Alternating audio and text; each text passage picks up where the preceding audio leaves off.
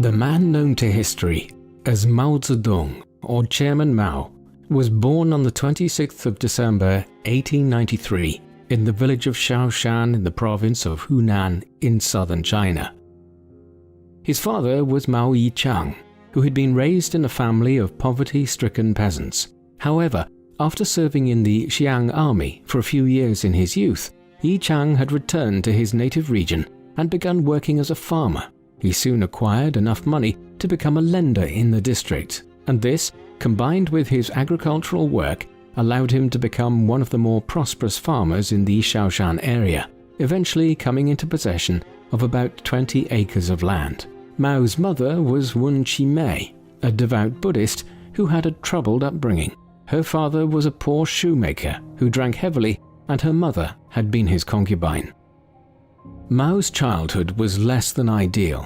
His father was a strict disciplinarian whose method of parenting primarily involved beating Mao and his 3 siblings if they did not do as they were told. Their mother tried to temper his outbursts, but with little effect. Young Mao developed an interest in his mother's Buddhism when he was younger, though he soon became disenchanted with religion, and when he was just 8 years old, he was sent to the local primary school in Shaoshan.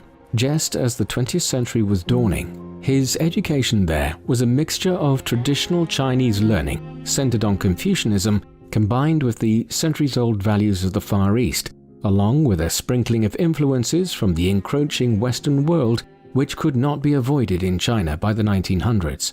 Additionally, the young Mao developed an interest early on in history and politics. When he was 13 years old, his father arranged for him to be married to Liu Yixiu, the 17-year-old daughter of another prosperous local farmer. But Mao demonstrated his rebellious streak at a young age and refused to honor the arranged marriage, causing something of a controversy in the Shaoshan area.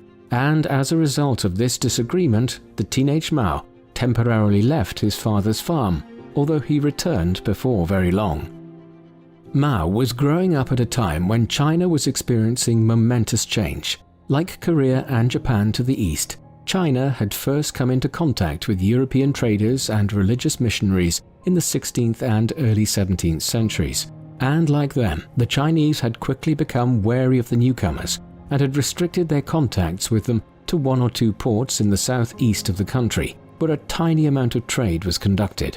It continued like this for nearly 2 centuries, with China remaining largely closed to a world which was modernizing without it.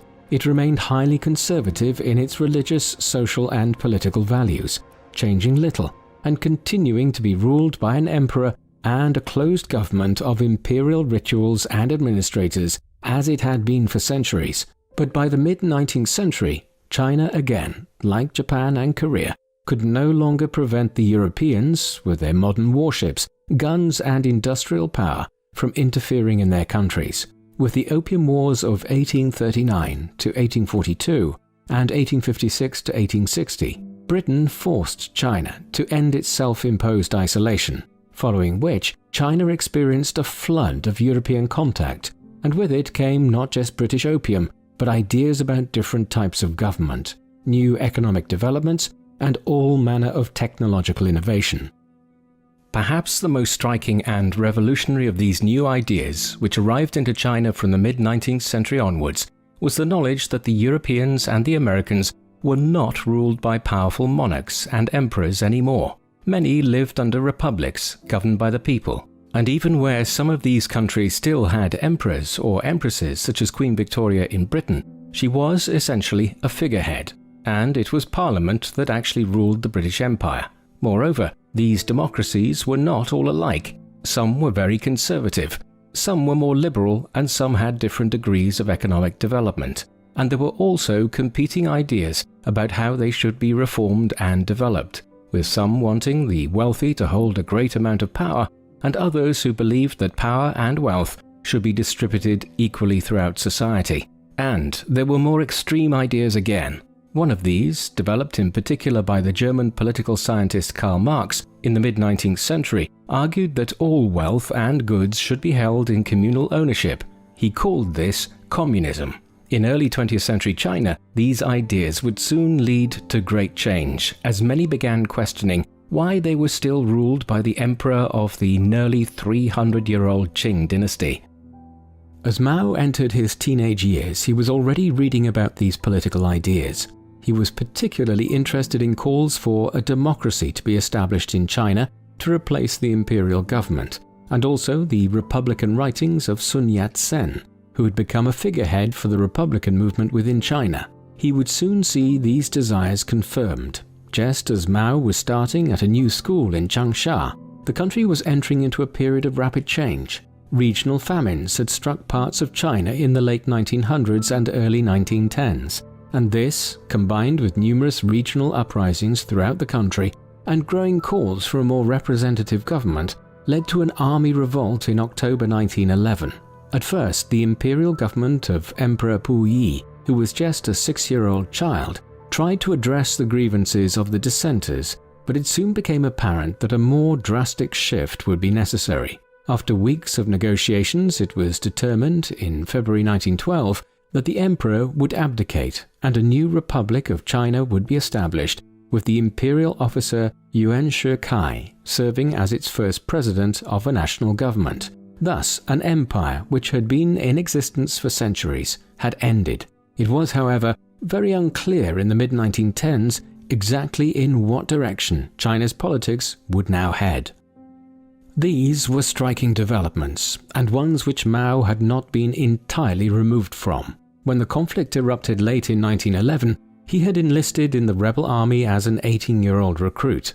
Now, in the spring of 1912, he simply returned to school, and it was around this time that he first started reading about the idea of socialism and communism as more radical forms of government. Yet he remained unconvinced that this was the best approach for China at that time. Meanwhile, his education continued.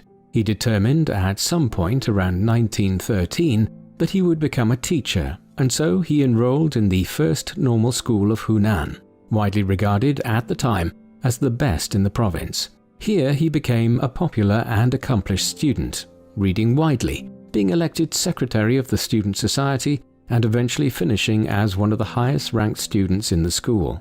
More pivotally, in terms of his later activities, Mao was increasingly exposed to the socialist ideas he had first encountered a few years earlier, and over time he began to find that he agreed more with what he read, particularly so as the environment of the first normal school was one of radical political thought, especially during China's first forays into representative government. In 1917, Mao moved to Peking, now Beijing, where one of his main influences at this time, Yang Changji, had taken a job at the Peking University. Here, Mao also took a job as a library assistant, but he was increasingly moving in circles of individuals who favored socialism and communism or Marxism as a solution to China's political woes. Even with the establishment of the Republic in 1912, the country had continued to experience turbulence as conservative and liberal forces fought amongst each other, and regional warlords and power groups exercised quasi-regional independence throughout the country. Marxism appealed to many at this time because the Bolsheviks, a branch of Russian communism, had secured control of the Russian government in the autumn of 1917, just months after the fall of the autocratic Tsarist government there. Perhaps, many thought, communism was also suitable for China, which had just done away with its own fossilized autocratic imperial government. Mao was increasingly leaning towards that viewpoint himself in 1918 and 1919, an outlook which was compounded when he experienced the bourgeois hostility of the Beijing upper and middle class towards a country boy like himself. It was in Beijing that Mao's awakening as a political radical fully occurred.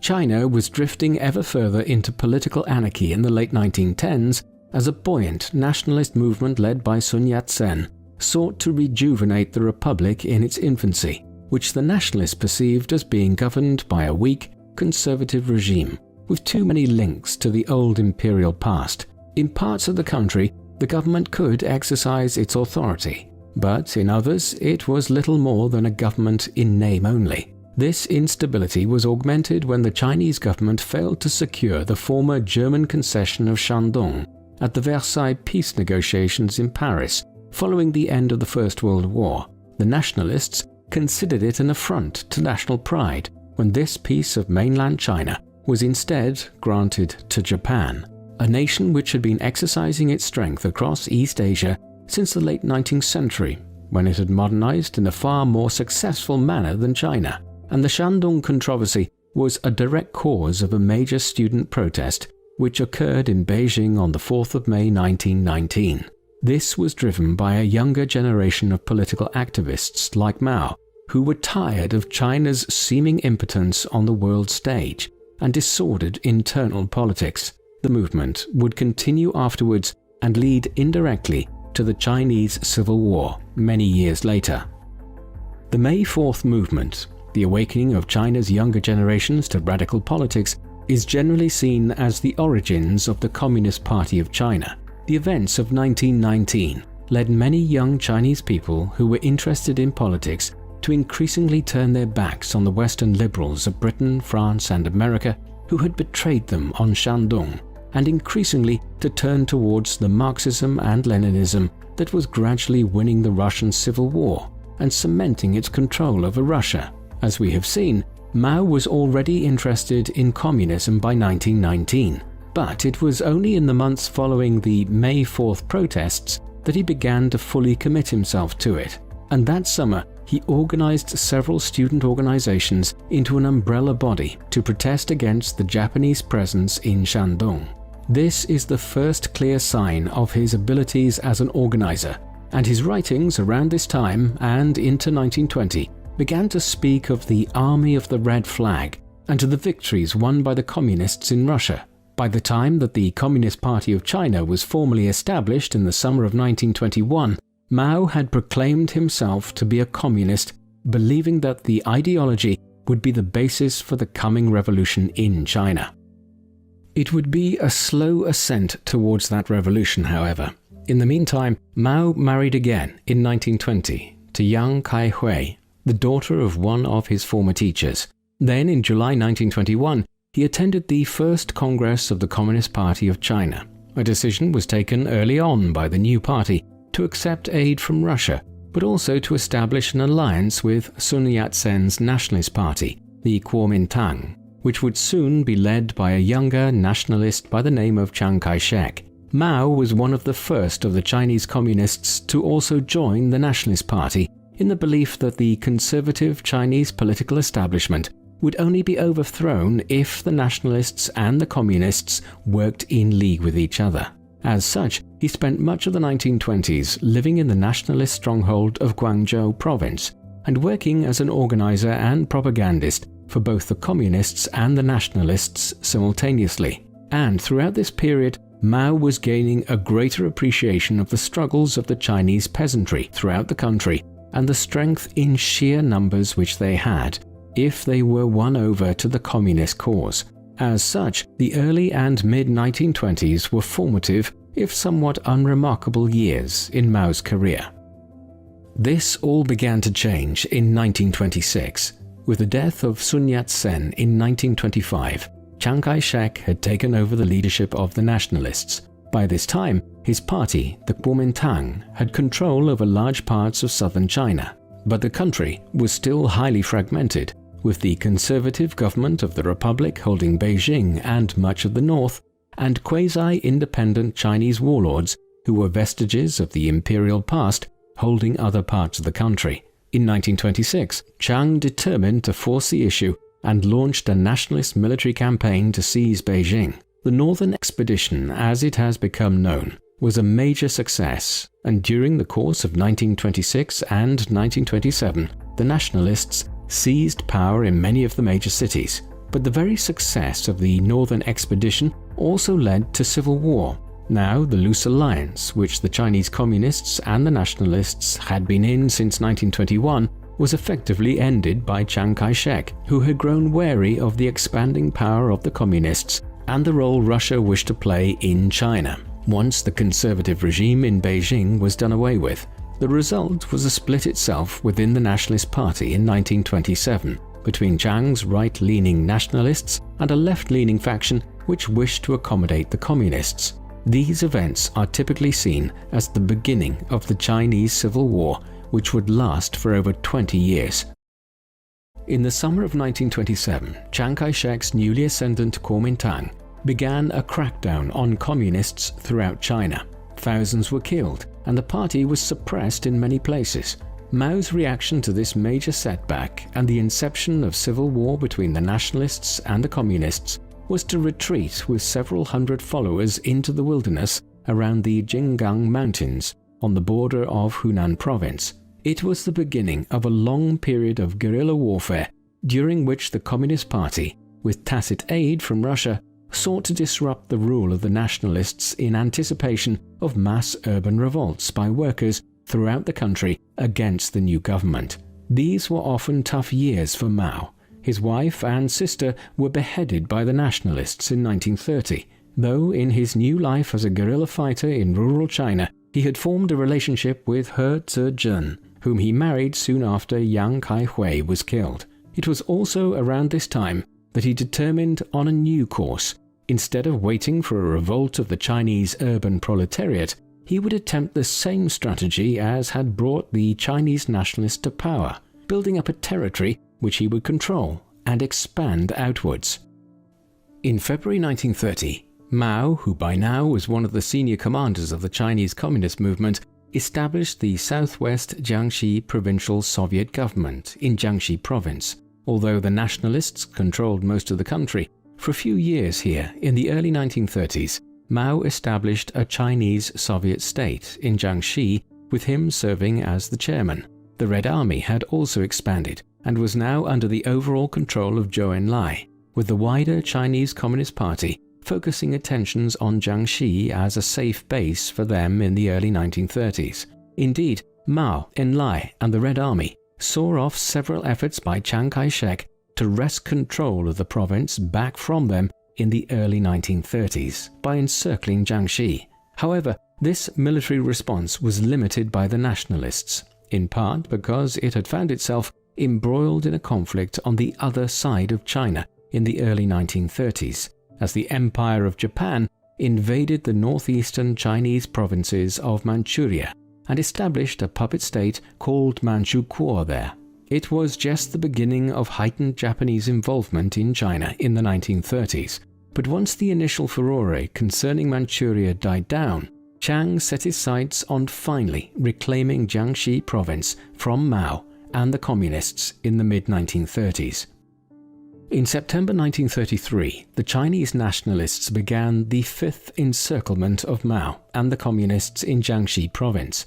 This effectively involved an enormous siege by the nationalists, and one which would prove too large for the Red Army to repulse.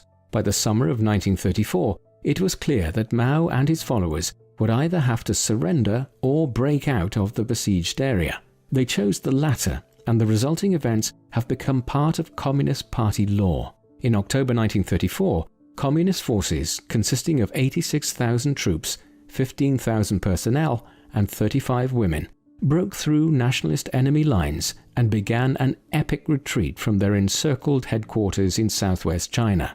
The Long March, as it became known, lasted 368 days and covered 6,000 miles.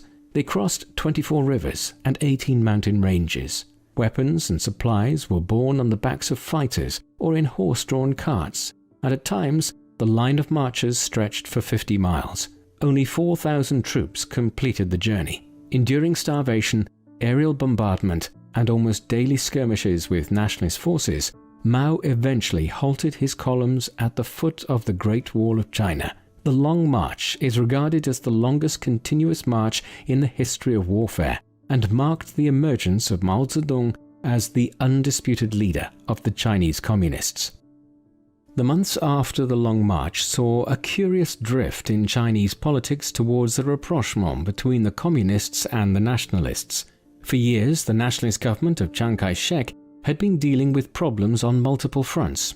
As well as the Communists, there was the perhaps greater problem posed by the Empire of Japan and its ambitions to dominate the Far East politically and militarily. This had already resulted in the invasion of Manchuria and the establishment of the puppet state of Manchukuo in the early 1930s, But as the years went by, it was clear that the emperor's government in Tokyo had ambitions for an even greater land grab in China. Accordingly, many within the nationalist movement believed it would be best to put aside their differences with the communists for the foreseeable future and form a coherent opposition to the impending Japanese attack. And for their part, Mao and his followers were encouraged to do the same by Moscow. Thus, during the course of 1935 and 1936, Mao's communists and Chiang Kai-shek's nationalists were once again drifting towards an alliance of convenience. The drive towards doing so was accelerated in July 1937 when the Japanese again invaded China and proceeded to militarily occupy many of the major cities along its eastern coast, massacring tens of thousands of Chinese civilians in cities such as Nanjing in the process. The Chinese Civil War now morphed into the Second Sino-Japanese War, and in turn, that would become a constituent part of the Second World War in later years. By the end of 1937, the communists and the nationalists were formally allied with each other again after Chiang Kai-shek caved in to pressure to do so from within his own ranks. And Mao also married again around this time to Jiang Qing, an actress who would become his fourth and final wife. As an example of his growing ruthlessness, his former wife He Zejun was packed off to the Soviet Union, where she was placed in a mental asylum. Meanwhile, the nature of the struggle against Japan, which would play out for the next several years, was beginning to become clear. The nationalists moved inland towards central China as the Japanese occupied the rich cities and farmland of the coastal regions of eastern China. Here, in the inland provinces, the nationalists and the communists would wage a war of attrition with the Japanese to the east for the next few years. And these were significant years in terms of the support Mao and the communists enjoyed. In the course of the late 1930s and early 1940s, Mao's Red Army ballooned in size from approximately 50,000 to nearly 500,000 fighters. Thus, the war with Japan was finally creating the kind of countrywide support for the Communist Party which Mao and the other leaders had failed to acquire in the late 1920s and early 1930s. Already by 1940, there were signs of Mao's communists being able to win considerable victories against the Japanese occupation forces. During a campaign which became known as the 100 Regiments Campaign in August 1940, the 400,000-strong Red Army moved against the Japanese in simultaneous attacks against 5 of the coastal provinces, attacks which resulted in the deaths of upwards of 20,000 Japanese troops, as well as a severe disruption to Japanese supply routes. Late 1941 and early 1942 brought setbacks, although the Japanese made a series of sweeping conquests across the Western Pacific, notably seizing Singapore and Burma from the British and the Philippines from the United States, following the declaration of war on the US in December, with the surprise attack on the American Pacific Fleet at Pearl Harbor in Hawaii. While these conquests initially put the Japanese in the ascendancy in Eastern Asia, the entry of Japan into the wider Second World War also ensured that the nationalists and the communists now had allies in the shape of the British and Americans. With increased military, financial and logistical support being received, they were able to ensure that the Japanese occupation of eastern China was never comfortable during the Second World War. As the war was grinding onwards throughout the first half of the 1940s, the Chinese Communist Party continued to grow in power, and so did Mao as its leader. The nature of the war of resistance against the Japanese favored the communists over the nationalists. For starters, the communists were more attuned to how to wage guerrilla war, having done so for many years against the nationalist government in the late 1920s and early 1930s. As a consequence, they were better prepared for doing so against the Japanese, and as they won a series of victories against the Japanese, the Red Army became the more attractive option for Chinese people seeking to oppose the foreign occupation. Moreover, Chiang Kai-shek's Kuomintang seemed to many to simply be the Chinese manifestation of the right-wing movements which had brought Japan into China to begin with. And as the Chinese Communist Party, or CPC, expanded in size, Mao also consolidated his control. In 1943, he acquired the chairmanship of both the party secretariat and the Politburo of the party for the first time. It was also during these war years that he began affirming that Chinese communism would have a distinctly different shape than that which had developed in Russia. Beijing would be no puppet of Moscow in future years. The nature of the war against the Japanese changed from 1943 onwards, as Japan suffered a series of severe setbacks in its struggle against the United States, while its European allies, Germany and Italy, were also fighting an increasingly doomed war against Russia, Britain and the US. Once the Allies were victorious there, all their resources would be employed against the Empire of Japan. Consequently, in the final years of the war, thoughts once again turned to China's politics and who would hold power once the country had been freed from the Japanese. As early as 1940, there were serious cracks in the alliance between Mao's communists and Chiang Kai-shek's nationalists, and by 1942, open fighting between the two had broken out yet again as the Chinese Civil War resumed. It would fully erupt again following the end of the Pacific War. On the 6th and 9th of August 1945, the United States dropped 2 atomic bombs on the cities of Hiroshima and Nagasaki in Japan. Simultaneously, the Soviet Union invaded Manchuria, which Japan had occupied all the way back in 1931. As a result, within weeks, the Empire of Japan had formally surrendered to the Allies. The Second World War was over, and the Chinese Civil War once more commenced between the nationalists and Mao's communists. Mao was in a far more advantageous position in 1945 than he had been 10 years earlier after the Long March. If the Long March had kept the Chinese Communist movement alive, then the Japanese invasion of China in 1937 and the 8 years of war with Japan allowed the Communists to strengthen their position immensely. In a curious twist of history, the Japanese invasion of China indirectly led to the Communists seizing power in the country.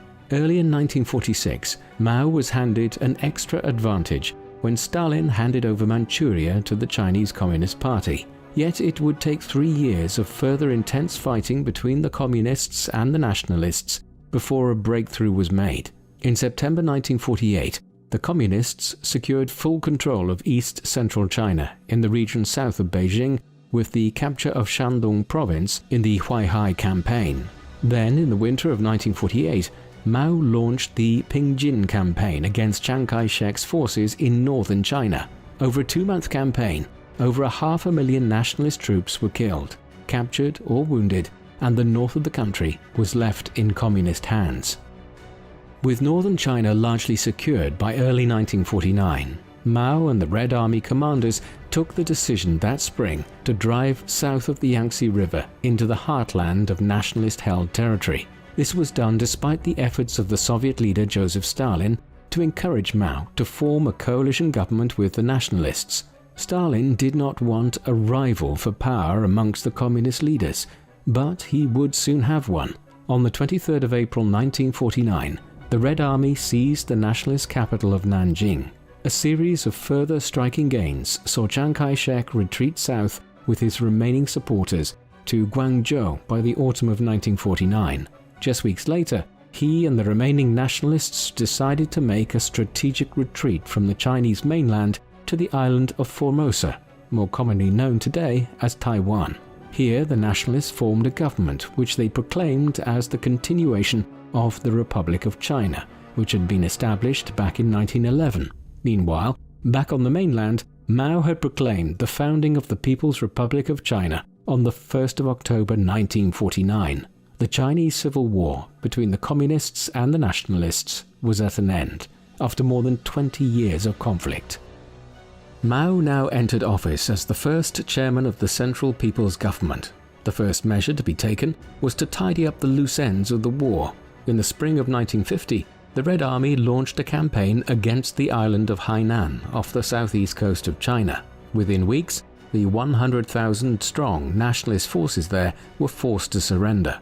The international community now expected that Mao would proceed with an invasion of Taiwan, and indeed, even the American government, a longtime supporter of Chiang Kai-shek and the Kuomintang, had decided not to recognize his new regime in Taiwan in the belief that it would soon be defeated by Mao and the communists.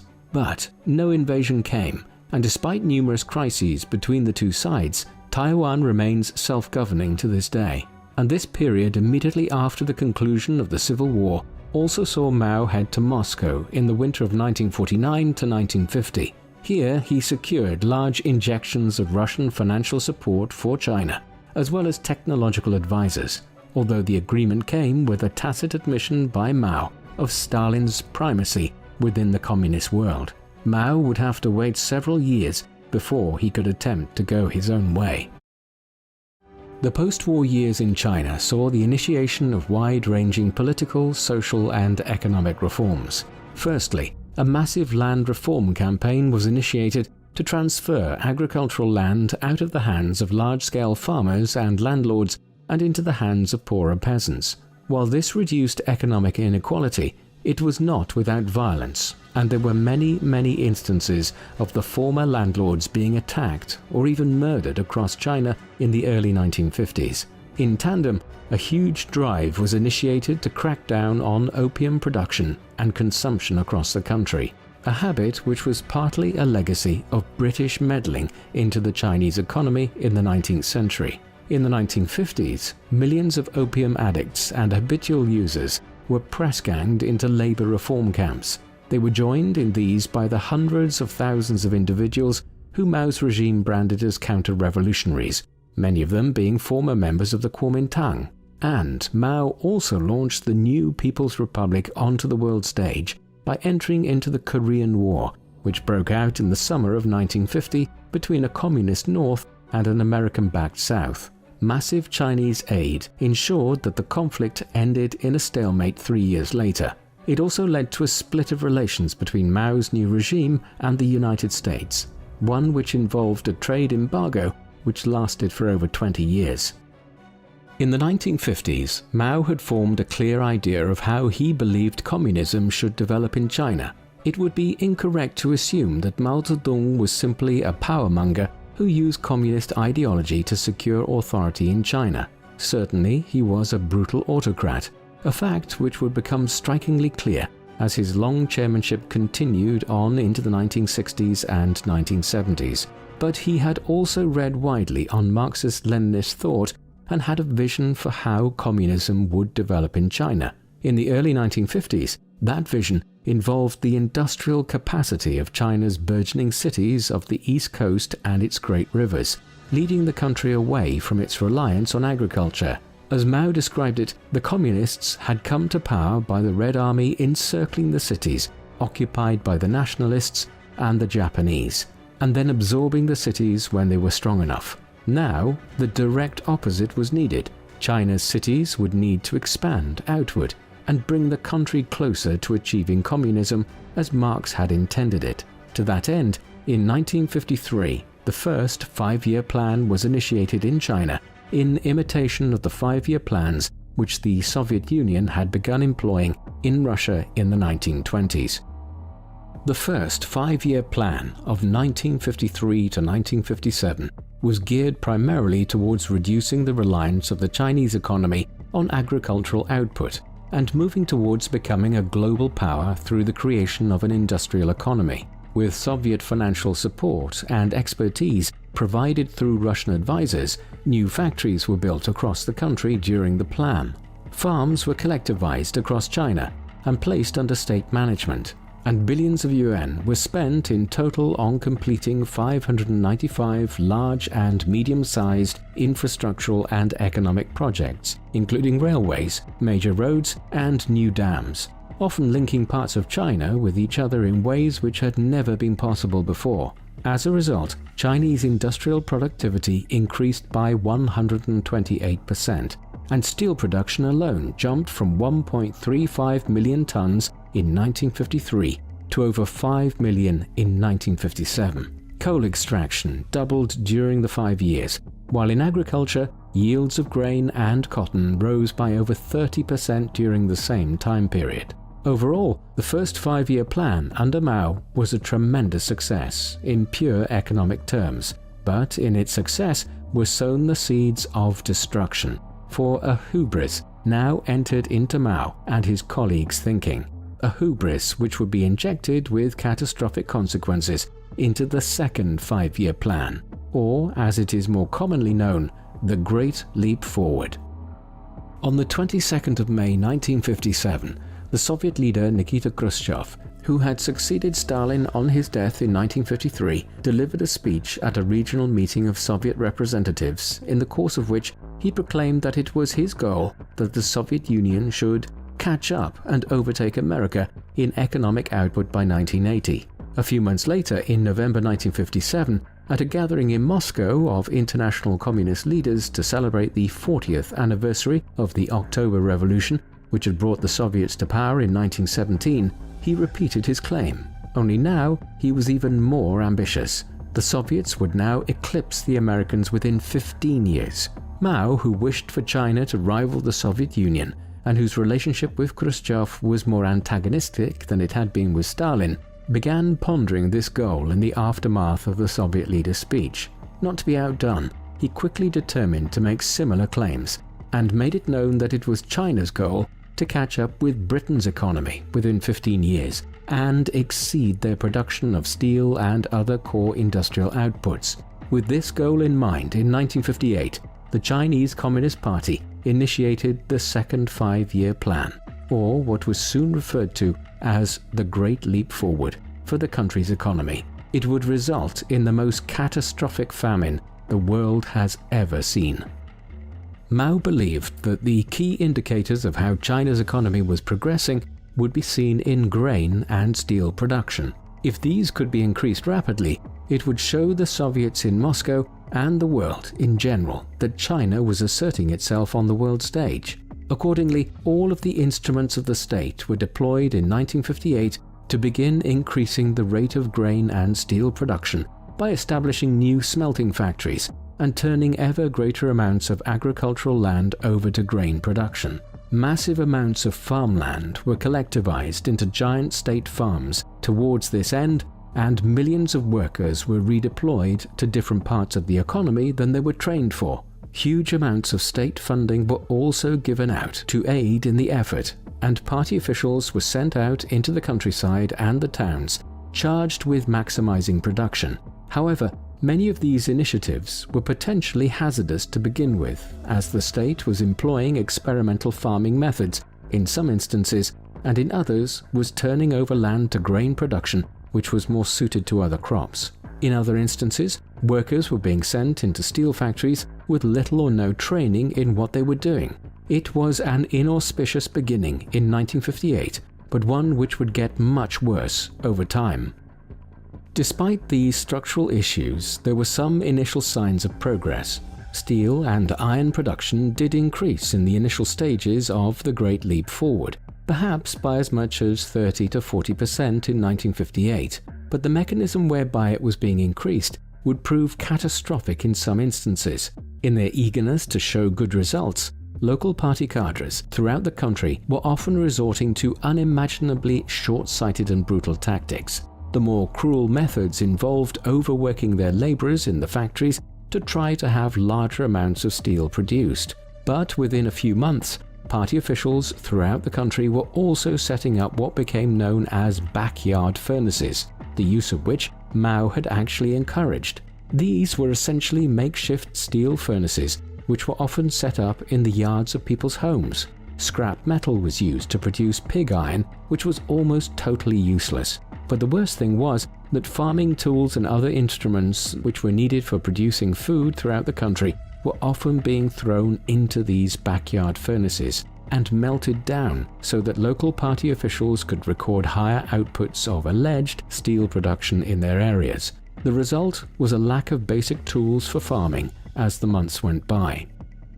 The effect of all this between 1958 and 1961 was catastrophic, with millions of farmers being press-ganged into working in factories in the cities and towns. There was not enough people available to produce food throughout China in a country which was often on a subsistence food level anyway.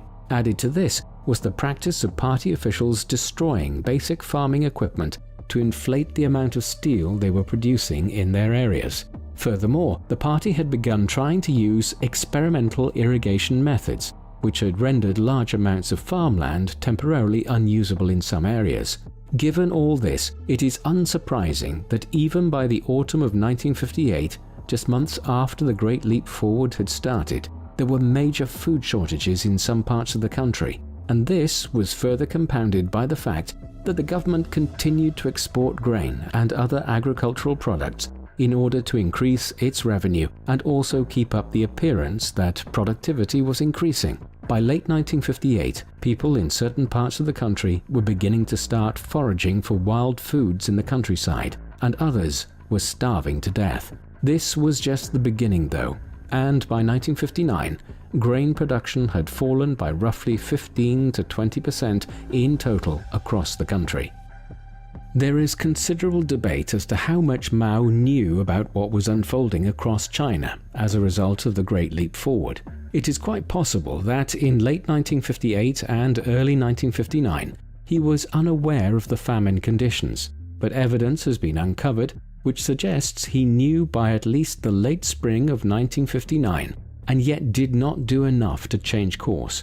By 1960, when he delegated control of certain parts of the Great Leap Forward program to others, the Central Party members were actively trying to prevent the worst, but by then it was too late. The forces which were unleashed in 1958 and 1959 reverberated into 1960 and 1961, and famine struck China over each of these years with varying degrees of severity. There have been many different estimates of the number of people who died in recent years, as the opening of certain archives in China has allowed for more accurate assessments, but scholars are generally agreed that at least 25 million people died in a country, the population of which was approximately 660 million in 1958. Frank Dicotter, who studied the period in detail and who saw the Great Leap Forward as Mao's Great Famine in the title of his study of these events, suggested the death toll was as many as 55 million people. Others would suggest somewhere between 30 and 45 million, making this the most catastrophic famine in human history in terms of sheer numbers of deaths. The second five-year plan, advertised as the Great Leap Forward, came to an end in 1962. Curiously, it was relatively underreported internationally, as much of the information concerning it was transmitted through the Republic of China's government in Taiwan or the British enclave of Hong Kong, and many foreign services believed they were exaggerating the extent of the suffering caused for political purposes.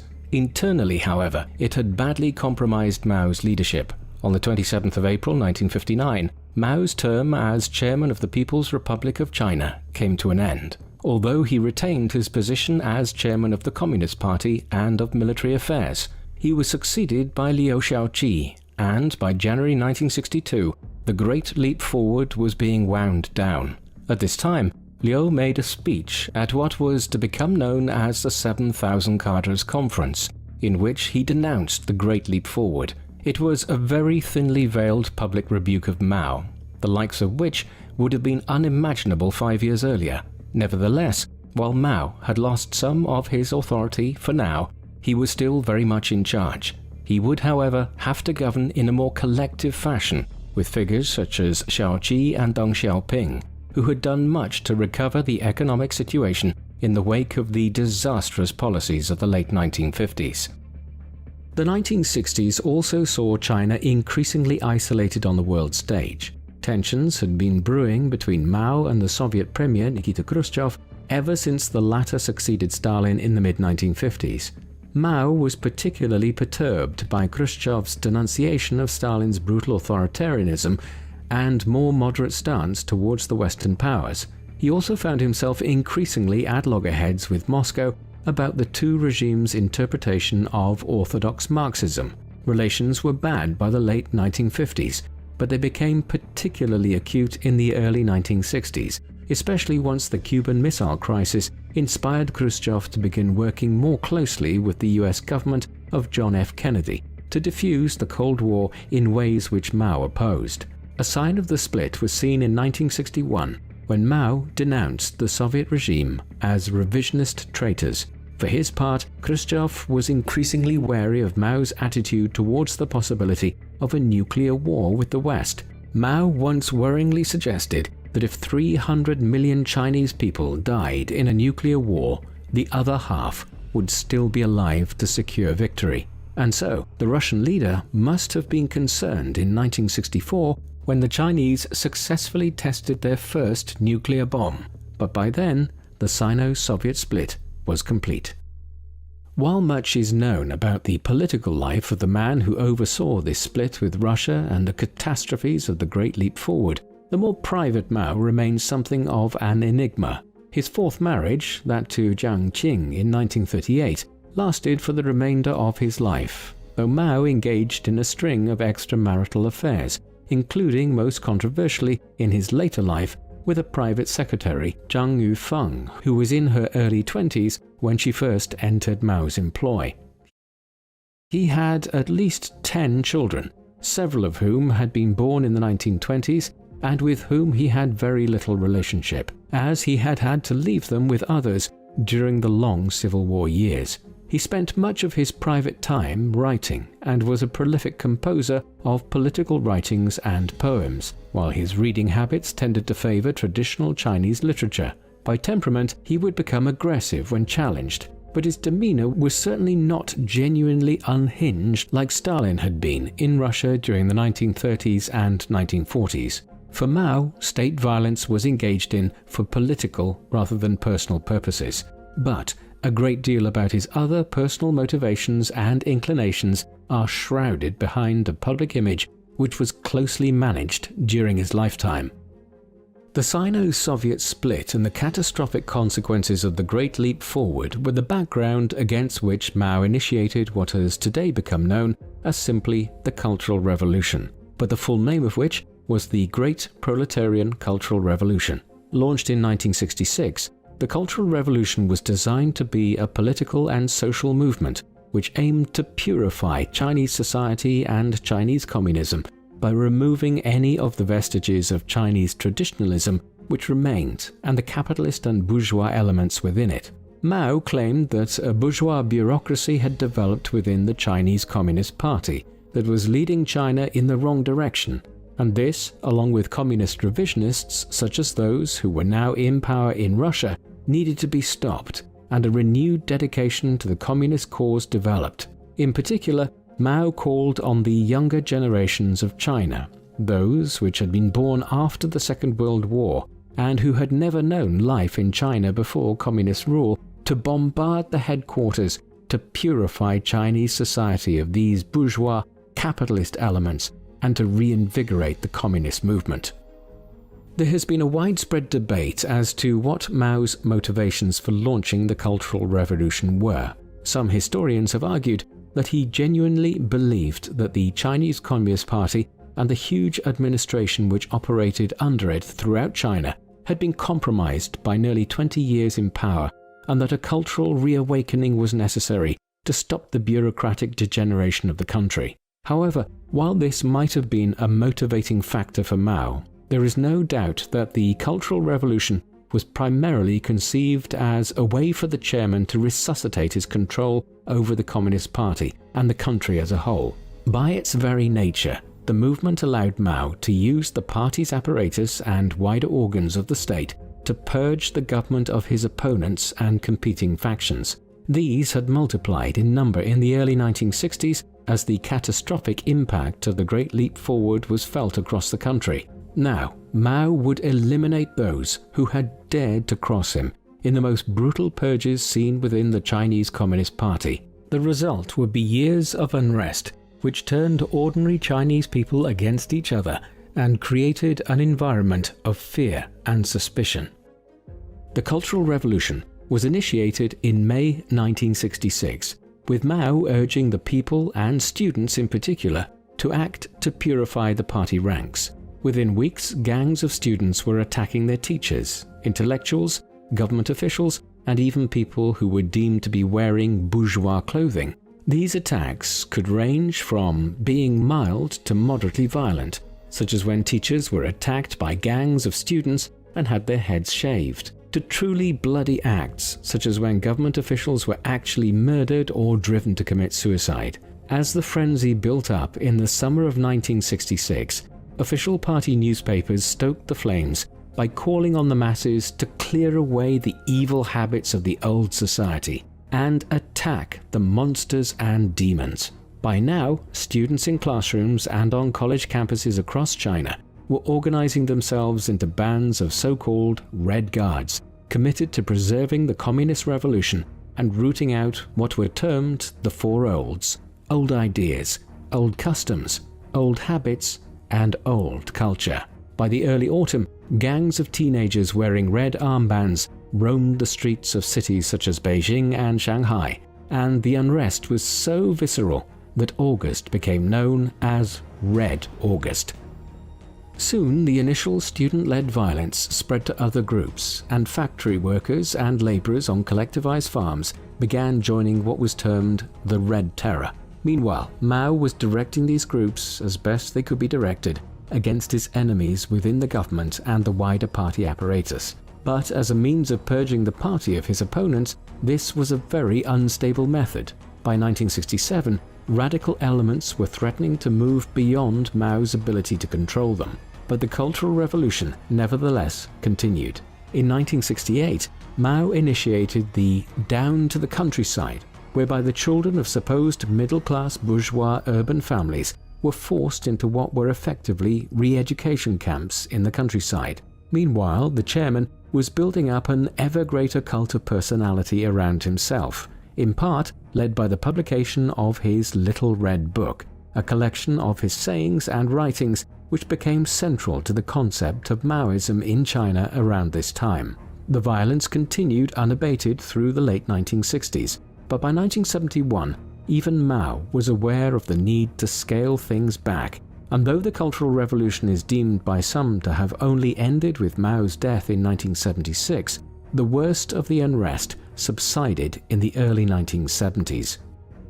As with the enormous famine created by the Great Leap Forward 10 years earlier, historians have found it difficult to precisely identify how many people died as a result of the Cultural Revolution. Estimates tend to vary between 500,000 and 2 million people, having lost their lives as a result of the violence which swept through China between 1966 and 1971. Many of these were killed by the Red Guards and other groups, triggered into fanaticism by Mao's injunctions. However, probably the greater proportion of these lost their lives in instances where the army was called in to quell the unrest, or by the army and the Communist Party being directed to purge certain groups by Mao himself. Just as damaging was the psychological pain inflicted on a society where people were effectively turned against each other by the state. Perhaps the most glaring example of this occurred in Guangxi province in the south of the country, where between 100,000 and 150,000 lives were lost during the Cultural Revolution. People here even resorted to burying the persecuted alive, or boiling or disemboweling them, and there was systematic cannibalism engaged in Guangxi, as the frenzied masses sought to literally devour their enemies in their fervor. Ultimately, the Cultural Revolution scarred Chinese society in ways which are hard to quantify. The early 1970s witnessed a major event in China's relations on the international stage, which has had important implications down to the present day. Chinese involvement in the Korean War had seen diplomatic ties between the People's Republic and the United States government effectively shut down, with trade sanctions imposed on China by Washington. However, with the passage of 20 years, both sides were cautiously investigating the possibility of re-establishing diplomatic ties. During the course of the 1968 US presidential election, the Republican candidate Richard Nixon had proposed making overtures to China to that effect, and after he entered office, negotiations commenced. In 1971, Nixon's national security advisor Henry Kissinger went on a secret diplomatic mission to Beijing, and this was followed in February 1972 by an official state visit in China by Nixon, during the course of which he met Mao, the first meeting between a Chinese and American head of state since the Second World War, which has grown ever greater in importance since. and which is now regarded by many as the most significant international relationship between two states in the world. Despite the veneer of normality which was lent to US-Chinese relations by the official state visit of Nixon in 1972, at home the Chinese government continued to operate in an extreme fashion. By the time Nixon visited, Mao was nearly 80 years of age, and owing to years of chain smoking, he was suffering from numerous physical ailments. It was due to this and the cult of personality which he had built up around himself that he allowed a number of senior Communist Party members to become immensely influential in China in his final years.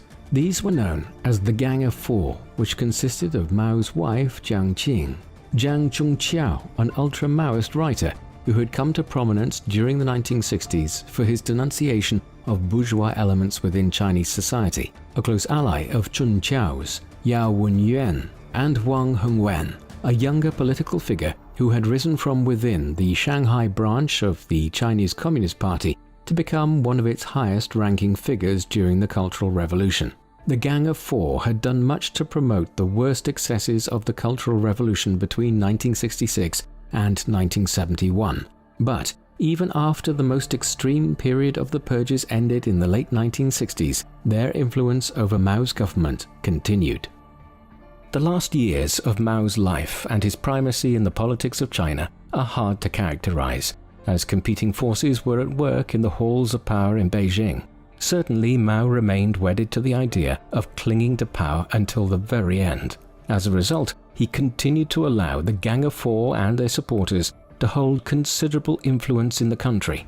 However, separately, there was a growing clique of individuals who coalesced around other older stalwarts of the party, such as the former head of the Red Army and Premier Zhou Enlai, and the former General Secretary of the party Deng Xiaoping, who wished to break from some of the more traditional ideological values of the party espoused by Mao and introduce a greater degree of professionalism into the running of the government and the economy. There was also much bitterness within the party establishment at the damage wrought by the Cultural Revolution, as individuals who had fought the Japanese and the nationalists in the 1930s and 1940s had often been purged from the party in the late 1960s, only to be gradually rehabilitated in the 1970s. Acrimony between all these groups characterized the politics of China in the final years of Mao's life, and it was he himself who was largely responsible for creating this situation. The political uncertainty of the post-cultural revolution period was still unresolved as Mao entered the final stages of his life. His health had further deteriorated in the mid-1970s, and he was suffering from several heart and lung ailments, the latter aggravated considerably by his chain smoking, while there were unconfirmed rumors of a considerable reliance on sleeping pills which had developed over the years. On the 27th of May 1976, he met the Prime Minister of Pakistan, Zulfikar Ali Bhutto, on a state visit at which the last known photo of Mao was taken. But by then, he had already suffered the first of several heart attacks that occurred between the spring and autumn of 1976, and which left him increasingly incapacitated. The final one on the 5th of September left him largely unable to move, and he died 4 days later. A state funeral lasting a week followed between the 11th and the 18th of September 1976, during which 1 million Chinese people filed past his body. Today, the enormous mausoleum of Mao Zedong housing his embalmed body stands in the middle of Tiananmen Square in central Beijing, on the site where the Gate of China, the southern gate of the old imperial city between the 14th and the 20th centuries, used to stand, before its destruction in 1954. It is perhaps fitting as a statement of where ancient China ended and modern China began.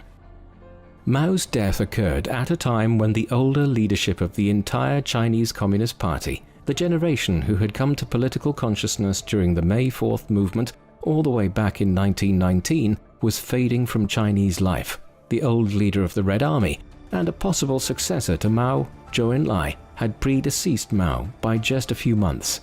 Consequently, Mao had appointed the Minister for Public Security, Hua Guofeng, as his successor shortly before his death.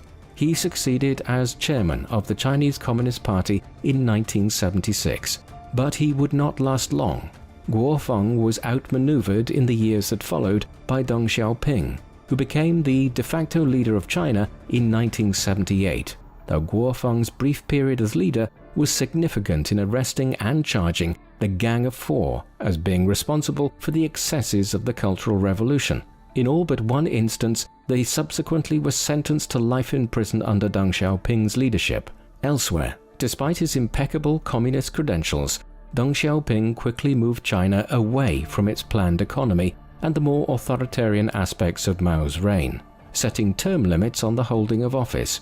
It was during Deng's tenure as Mao's successor that the roots of China's economic miracle can really be found, as he opened the country up to foreign investment and expertise. Thus, in the end, Mao proved to be the impediment to China's growth, rather than the deliverer of it.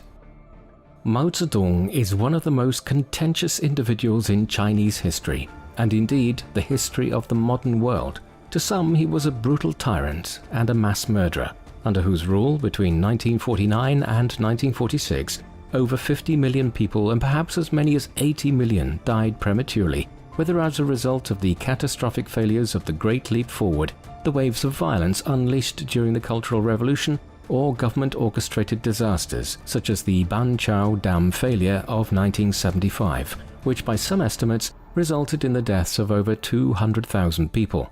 However, to many others, he is one of the great heroes of modern-day China, the man who ensured that the cause of Chinese communism survived during the Long March of the 1930s, the commander who led Chinese resistance to the Japanese occupation during the Second World War, and the individual who thereafter led the Red Army to victory over the nationalists. Many who focus on his achievements will also point towards the fact that life expectancy rates and living standards in China increased dramatically between the 1940s and the 1970s, and argue that Mao laid the basis for China's economic miracle, which began in the late 20th century. It is indeed striking that one individual can provoke such widely diverging opinions. There is no doubting Mao's critical role in ensuring the ascent to power of the Communist Party in China. Without Mao, the movement might not have survived the 1930s, and his leadership was also critical in the post-war period. But once he secured power, this individual, who was clearly possessed of a considerable intellect and ability, became obsessed with retaining and expanding his control of China at the expense of lives and social stability. It was his desire to not play second fiddle to Khrushchev and the Russians which drove China into the disastrous Great Leap Forward, and his unwillingness to accept how badly things had gone wrong, which saw the famine which the second five-year plan created drag on for years and kill somewhere between 30 and 50 million Chinese people. It was Mao's pathological desire to reinforce his position as head of the Chinese state in the mid-1960s which led to the violence and instability of the Cultural Revolution. The Mao of the 1950s and 1960s was a different one to the individual who first joined the party in 1921 and initiated the Long March in 1934. Those who knew him over the course of his life often confirmed that he changed considerably over the years. What do you think of Mao Zedong? Do you think he was actually committed to the idea of communism? Please let us know in the comment section, and in the meantime, thank you very much for watching.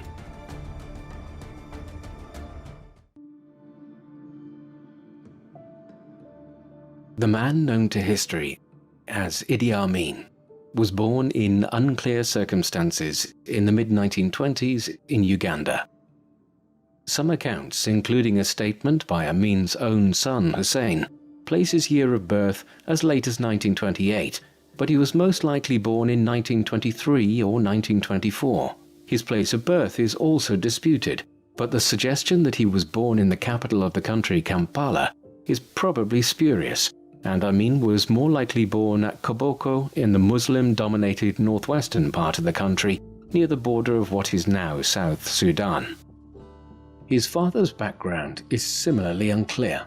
Andreas Niabire was a member of the Kakwa people according to some accounts, and he converted to Islam from Roman Catholicism in the early 20th century, and then changed his name to Amin Dada.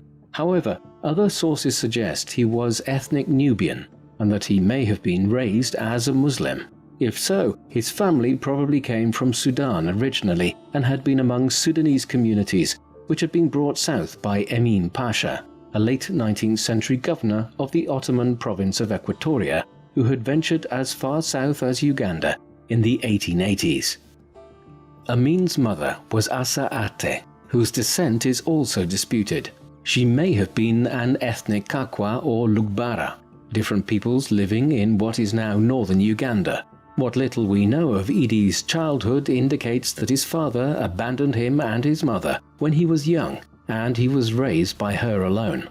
He attended an Islamic school at Bombo in the early 1940s while the Second World War was raging to the north and east in Italian East Africa and the Maghreb.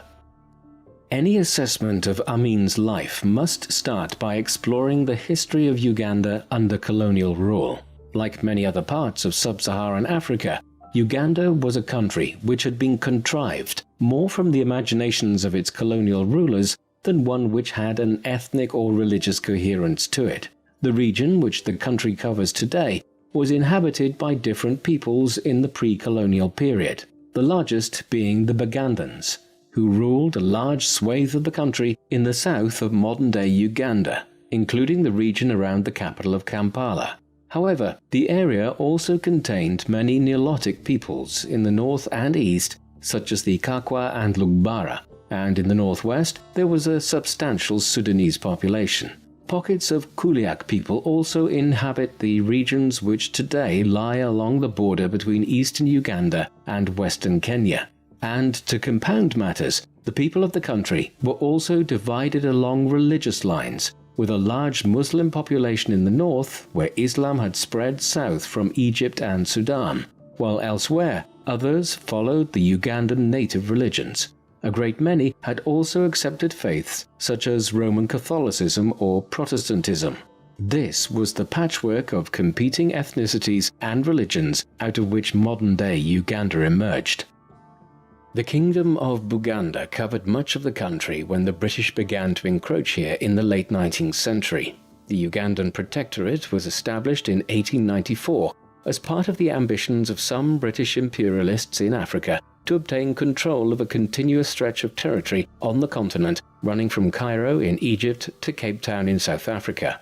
Under British rule, some of the internal divisions of the country were exacerbated when the colonial regime favoured elements amongst the Bagandans which had adopted Protestantism and used them as a proxy to govern the country and overrule the Muslim elements in the north. Colonial rule was exploitative, but also brought benefits in the shape of the beginnings of a modern infrastructure and economy, notably in the production of cash crops such as sugar and cotton, whilst literacy levels also increased considerably in the first half of the 20th century. Another important development was the creation of a Ugandan military under the British, when the colonial regime began training and arming native Ugandans in the early 20th century, a process which accelerated prior to and during the First World War as a means of striking at Germany's colonial possessions in East Africa. One of these native units was the King's African Rifles, through service in which Amin would emerge as a force in Uganda in the 1960s. In 1946, when he was probably about 22 or 23 years of age, Idi Amin enlisted in the King's African Rifles, or the KAR, in Uganda. Later claims that he had joined the British Army during the Second World War and had fought on the Burma front against the Japanese were fabrications largely created by Amin himself. He rose quickly in the KAR. He was popular among the British officers and made a strong impression with his athletic abilities and his work as a soldier. Accordingly, he was promoted as quickly as was possible for an individual of African descent at the time within the ranks of the KAR, and by the late 1940s he was stationed in neighbouring Kenya, where there had been greater agitation against British colonial rule than in his native Uganda. As a result, Amin was here in 1952 when the Kenya Land and Freedom Army, also known as the Mau Mau, began a revolt against British rule, which would drag on for the remainder of the 1950s. Amin served with distinction during this campaign in Kenya. though he would later try to downplay his involvement in a war which was designed to defend British imperial rule. He was promoted too, first to the rank of corporal in 1952 and sergeant the year after. Throughout the 1950s, Amin continued to meet with some success. Ian Graham, Amin's commanding officer in the KAR, and a man who later wrote a memoir on his relationship with Uganda and the future dictator, subsequently claimed that Amin was one of the best soldiers and mid-ranking officers he ever commanded, and other officers agreed with this assessment. It was also during these years that he was sent to Europe for additional military training and found himself stationed in Stirling in Scotland for some time. This was the beginning of an affinity for the country which, as we will see, led to Amin toying with the notion that he could become King of Scotland in later years. Having returned to Africa, he was given the title of Effendi, or Afande in Swahili, in the KAR in 1959. This made him a Class II warrant officer, and was the highest rank which an African could rise to within the British Armed Forces in East Africa. But there were also indications of the trouble which lay ahead with Amin. In late 1961 and early 1962, the KAR were called on to intervene in widespread cattle raiding which was occurring on the border between Uganda and Kenya. During this, Amin commanded his platoon to massacre scores of villagers. He only escaped being court-martialed for this civilian atrocity because Uganda was on the brink of gaining independence from Britain, and the colonial governor, Sir Frederick Crawford, did not want a scandal emerging surrounding one of only 2 native Ugandans who were commissioned officers in the colonial army there. As Amin was rising within the ranks of the colonial British Army, great change was sweeping across Africa. In 1941, the Western Allies had agreed to the Atlantic Charter following pressure from the USA, which stated that there would be greater independence granted to the colonies of the European powers in the aftermath of the Second World War. This, combined with an inability to preserve their empires following the war, ensured that a great many nations in Africa would attain independence in the middle of the 20th century. In 1945, the vast majority of the continent was held either by France in the north and northwest, or by Britain in the south and east of the continent. In the central regions, Belgium had a huge territory in the Congo, while Portugal had 2 large blocks around Mozambique and Angola, whereas Italy had held most of the Horn of Africa and Libya. Little happened in the immediate aftermath of the war to grant independence to these extensive colonies, but by the 1950s the pressure to do so had become too great. As a result, in 1956, Morocco and Tunisia gained independence from France, and the process accelerated quickly thereafter. 1960 in particular saw Cameroon, Senegal, Togo, Mali, Benin, Niger, the Ivory Coast, Burkina Faso, Chad, and Madagascar all gained their independence from France at roughly the same time that Belgium relinquished control of its colonies and created the countries of the Congo, Burundi, and Rwanda. Britain had relinquished control of Ghana in 1957 and followed with Nigeria in 1961. The process of decolonization in East Africa occurred a few years later than in parts of Northwest Africa. The manner in which it came about in Uganda and adjoining regions also differed considerably from other countries further to the northwest. In many of these other countries, political groups had emerged of pro-independence indigenous peoples who had often been educated in London or Paris and then returned to their homelands determined to achieve self-rule. In Uganda there were some calls for independence, but little by way of a coherent political movement or political parties to speak of by the late 1950s. Accordingly, there was not a mature political environment into which power could devolve when independence was finally declared on the 9th of October 1962, and the Republic of Uganda came into existence. Nevertheless, 3 major political parties quickly emerged: the Democratic Party, representing the Catholic population; the Ugandan People's Congress, largely representing the Nilotic people of the north of the country; and the Kabaka Yeka, a Ugandan nationalist party. In its first post-independence elections in 1962, the People's Congress and Kabaka Yeka united to exclude the Democratic Party from power, and Milton Obote, the UPC leader, became Uganda's first prime minister.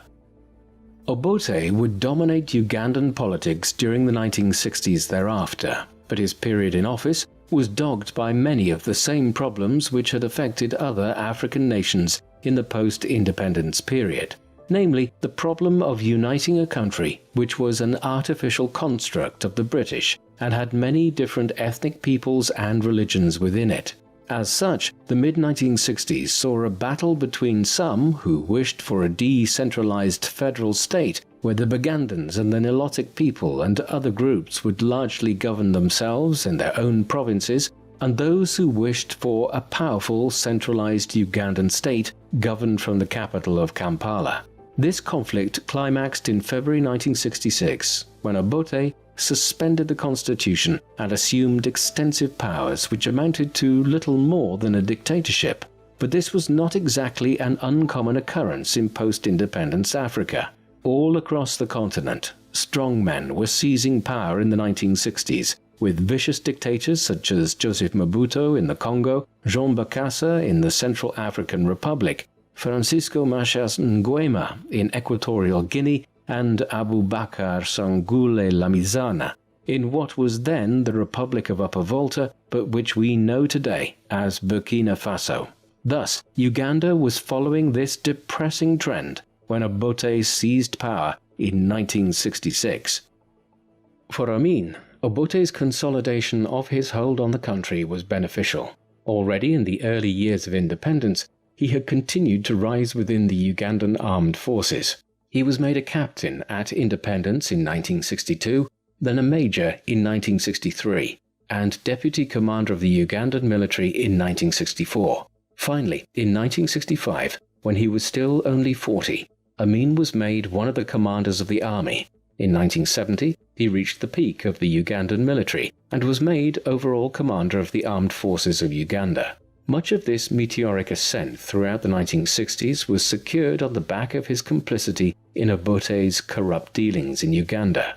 With the rise of the dictators across much of Africa during the period had come the emergence of kleptocratic states, where the dictators and their followers effectively asset-stripped the resources of their countries to become immensely wealthy themselves. In the mid-1960s, Amin was aiding Obote in a gold and ivory smuggling operation between the Congo and Uganda. Some of this activity was intended to facilitate the arming of separatists and rebels within the Congo, but much of the proceeds were also purloined into the pockets of Obote, Amin and their accomplices. Discovery of Obote and Amin's smuggling activities in 1966 was central to Obote's decision to seize absolute power in Uganda that same year. By the late 1960s then, Idi Amin was one of the most powerful individuals in Uganda. Obote's regime became increasingly oppressive as it went on, particularly so following an attempted assassination of the dictator in 1969, one which failed, but which saw a further crackdown on any political or military dissent across the country, and as Obote's enforcer, Amin was central to these measures.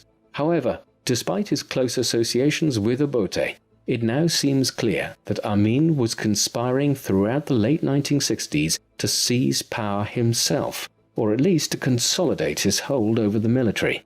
In particular, he was hiring extensive numbers of troops from the Kakwa and Nubi areas of northern Uganda bordering on Sudan. These were his own ethnic people and fellow Muslims.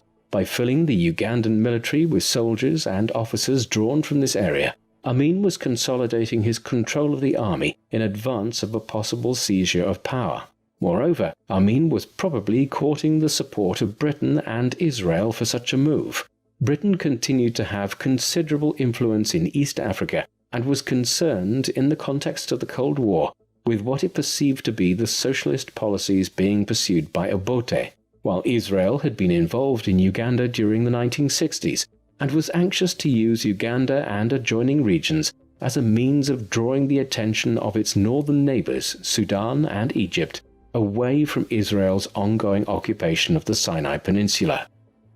Eventually, Amin's machinations came to a head in the early 1970s. In October 1970, Obote, who was by now suspicious of Amin's intentions, removed the general from overall command of the Ugandan military and appointed himself to the role. He then set about preparing charges of financial misconduct against Amin, but he moved too slowly, which proved to be a fatal error. In the interim, Amin had learned of Obote's intentions and moved aggressively against the president. On the 25th of January 1971, while Obote was absent at a meeting of the Commonwealth nations in Singapore, Amin launched a military coup. The capital of Kampala was quickly secured, as were some of the main communication outlets such as the radio stations. Consequently, Amin was able to inform the nation that he was seizing power from the corrupt Obote before the president several thousand kilometers away could even react. Amin presented himself as the restorer of the constitution. He would, he claimed, hold office for just a few weeks or months during the transition back to a democratically elected government. Obote would head back to Africa, to neighboring Tanzania, where he spent the 1970s in exile. Amin would hold power for 8 years in one of Africa's most brutal dictatorships. Amin quickly consolidated his control of Uganda in the weeks following the almost bloodless coup of January 1971. On the 2nd of February, he declared himself to be the new president of Uganda, as well as reappointing himself as overall commander of the Ugandan armed forces.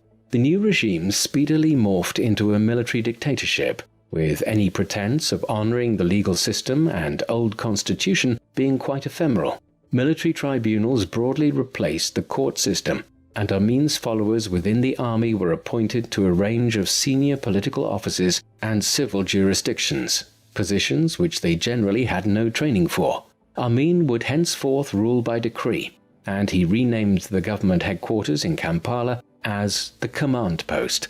And then, in order to consolidate his hold on both the military and civilian government, extensive purges of both were undertaken, with thousands of individuals removed from their positions and replaced by committed adherents of Amin and his military government. And these individuals were often not simply stripped of their positions, but killed by the regime, in the beginnings of the massive bloodletting which characterized the Amin regime in Uganda throughout the 1970s. Amin's seizure of power did not go completely unopposed. As we have seen, Milton Obote had sought refuge in Tanzania in 1971, Uganda's larger and more affluent neighbor to the south. Here, the Tanzanian president, Julius Nyerere, offered support to Obote and withheld official recognition of Amin's regime in Uganda. Moreover, in the weeks and months that followed, as many as 20,000 Ugandans fled south into Tanzania to find political asylum here. Those were soon conspiring on how to remove Amin from power and forming into bands of militarily trained guerrilla fighters. These forces included a young Yoweri Museveni, who would play a major role in Uganda's subsequent politics. Finally, in September 1972, elements amongst these Ugandan exiles moved into action. A strike force of some 1,500 fighters crossed over the northern border into Uganda with the goal of initiating a coup, similar to Amin's the previous year. Entebbe Airport outside Kampala would be seized. Then the capital would be secured along with the main radio stations, so that news of the coup could be broadcast to the nation. These plans, however, never came to fruition. The invasion was a fiasco and was quickly suppressed by Amin, who had advanced knowledge of it. Hundreds of the invaders were killed, and it was over within days. But it is a significant indicator of the role which Tanzania would play in future events. In its early years, Amin's regime was greeted with open arms by the international community. The British and the Israelis had supported the coup in 1971 and moved quickly to recognize Amin's regime as soon as he seized power, believing that the former KAR officer would be easier to deal with than Obote had been. And Amin was more than happy to encourage their delusions, presenting himself at this early stage as a reconciler of Uganda's political, ethnic, and religious problems, someone who would unite the varying religious groupings and ethnic peoples of the country. Thus, in July 1971, Amin was welcomed on state visits to both Britain and Israel. In Britain, he met the Prime Minister, Edward Heath, and even had lunch at Buckingham Palace. He also took the opportunity offered by the state visit to return to Scotland, where he had trained in the 1950s. Amin had a special fondness for the country, and he would go on to give several of his sons Scottish names, and even dressed a regiment of the Ugandan army in Scottish kilts. As we will see, a few years later, in the mid-1970s, he even entertained a bizarre alliance with a Scottish paramilitary organisation, which resulted in him offering to become King of Scotland. In both London and Tel Aviv, Amin requested additional weapons in order to take the fight to Tanzania, but both governments declined. Curiously, neither the government in Britain nor in Israel seemed to have gained the measure of the individual they were actually dealing with when Amin visited their respective capitals in the summer of 1971, but they soon came to have suspicions about his true nature, and this quickly gave way to regret. In July 1971, while Amin was dining at Buckingham Palace and reacquainting himself with Scotland, back in Uganda, two Americans, a journalist by the name of Nicholas Stroh and a sociology lecturer called Robert Seidel, who were investigating some of the early political killings associated with Amin's regime, went to Mbarara Army Barracks. They had been warned not to go there, but ignored these warnings, a decision that would prove fatal. Both men were murdered at the barracks. The American reaction was swift, and an investigation, to which an American legal official named David Jeffries Jones was attached, was launched. Jones quickly determined that the pair had been murdered by Amin's men, but he fled the country in fear of his own life before the investigation could be concluded. The killing of Stroh and Seidel was the first serious indication that Amin would not be the reliant strongman the West believed he might be in Uganda. Other clearer signs of how problematic Amin might be were soon becoming apparent. Having had his request for additional arms and modern weaponry rebuffed by the governments in London and Tel Aviv, Amin next called on Colonel Muammar al-Gaddafi, the de facto dictator of Libya. Following his seizure of power in 1969, Gaddafi had established himself in opposition to the former colonial powers, expelling much of the Italian colonial community and seizing control of Western military bases which had a strategic significance in the Cold War, as well as introducing elements of Islamic Sharia law. It was thus quite ominous to find Amin seeking an alliance with the Libyan leader.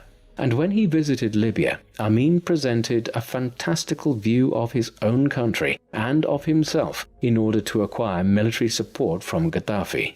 For instance, Amin depicted himself as a committed Muslim and appears to have convinced Gaddafi that as much as 70% of Uganda's people were Muslims, whereas the true number was in the range of about 6%, mostly found in the northwest of the country bordering Sudan. But Gaddafi was sold on Amin's claims, and the Ugandan brought his country into the Organization of Islamic States and promised to place limits on the religious freedoms of Christians back in Uganda in return for Gaddafi's weapons. Back in Uganda in 1972, the violence being unleashed by the Amin regime increased.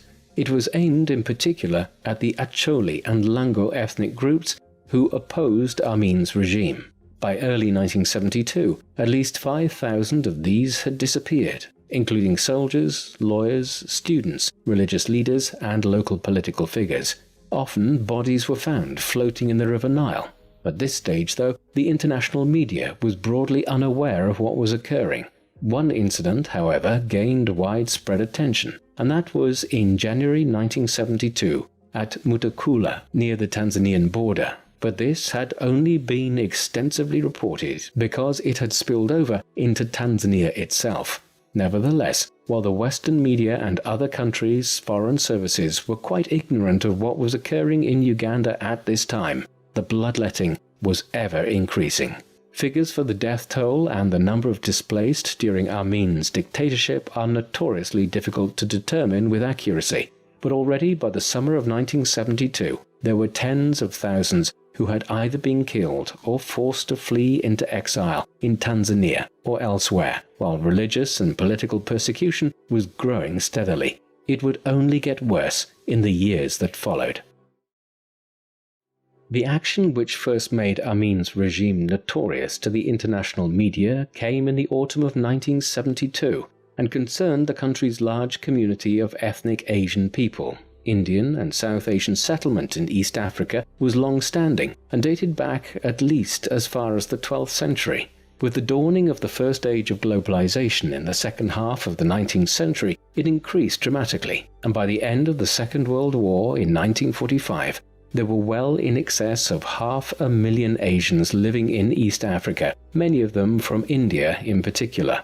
But it was not just that there was a large community of Asians in regions such as Kenya, Uganda, Tanzania and Mozambique, but the fact that this Asian spread into East Africa was perceived to play an overly large role in the economies of these regions.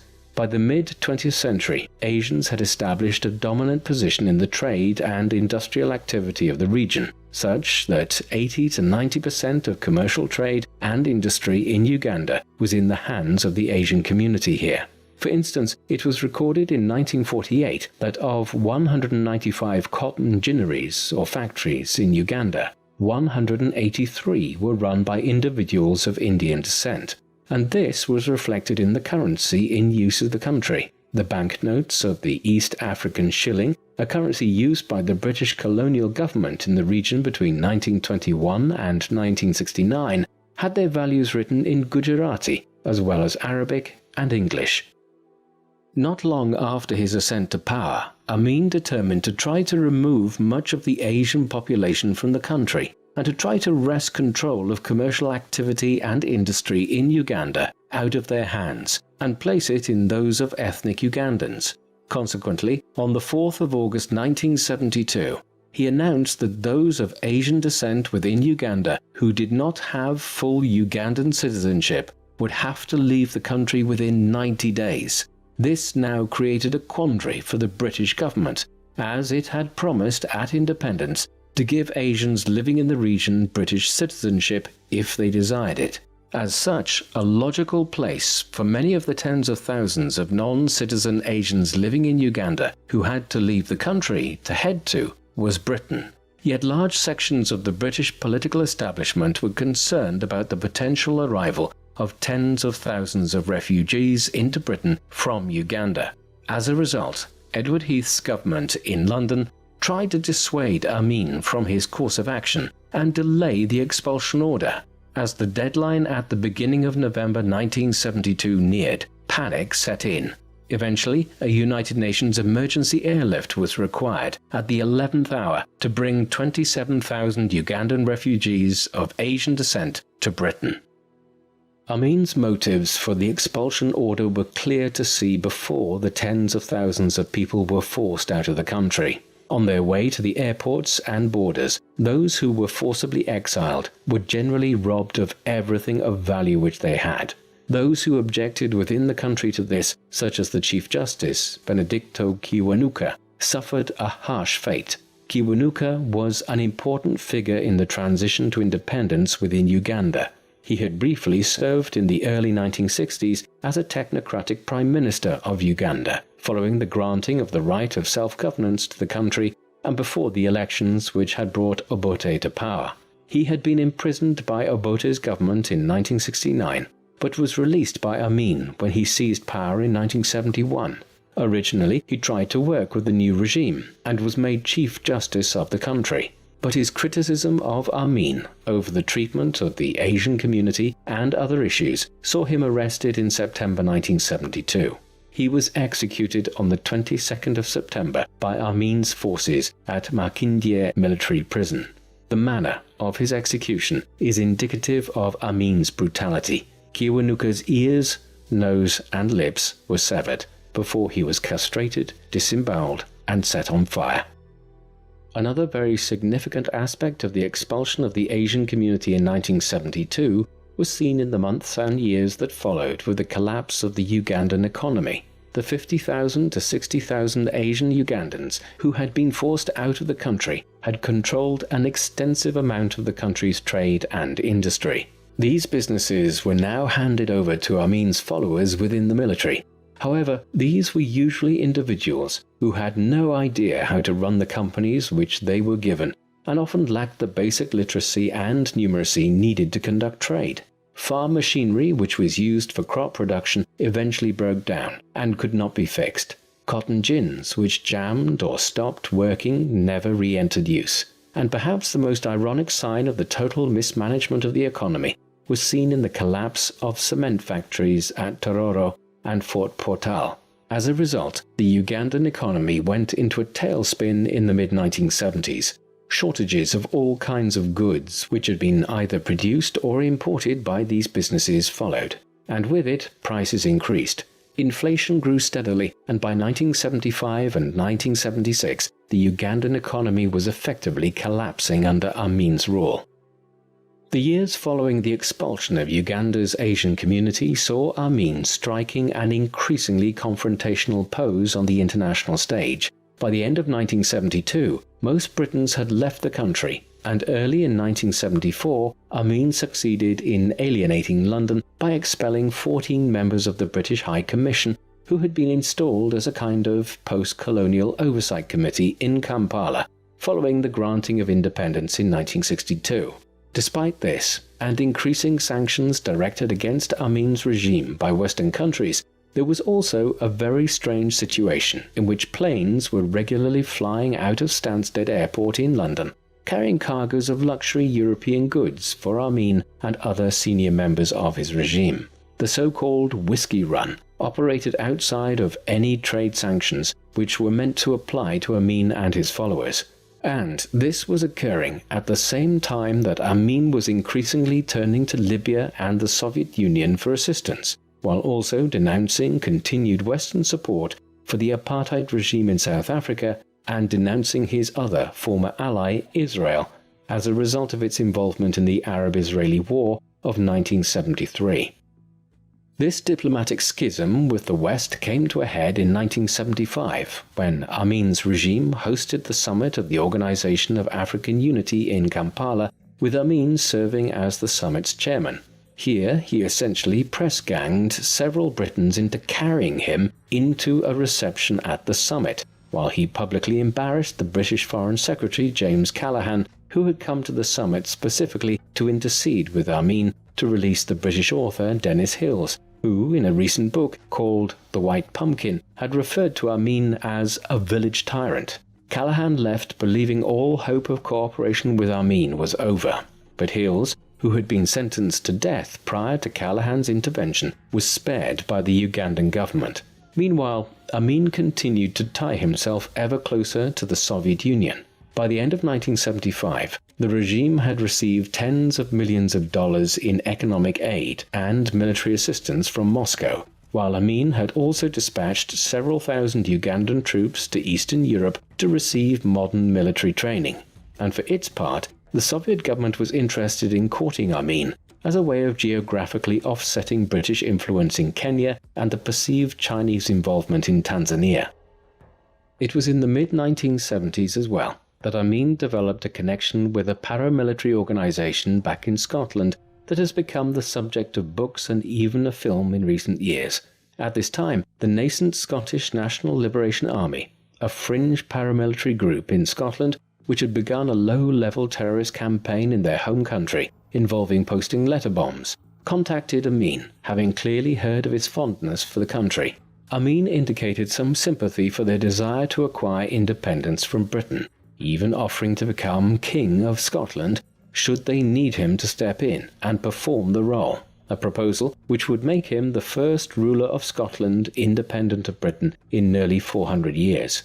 This bizarre suggestion, while an interesting indicator of Amin's increasingly unhinged state of mind, was simply a footnote to his tenure as Ugandan dictator, despite its subsequent notoriety as a result of a book and film starring Forrest Whitaker and James McAvoy.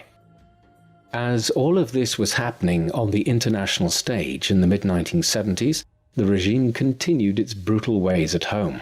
Amin and his followers were openly favouring some religious and ethnic groups within Uganda and persecuting others. The dictator's own ethnic groups, the Kakwas and Nubis of the northern regions, were favoured, while the Bagandans, the predominant ethnic group in the south near Lake Victoria and around Kampala, were also courted.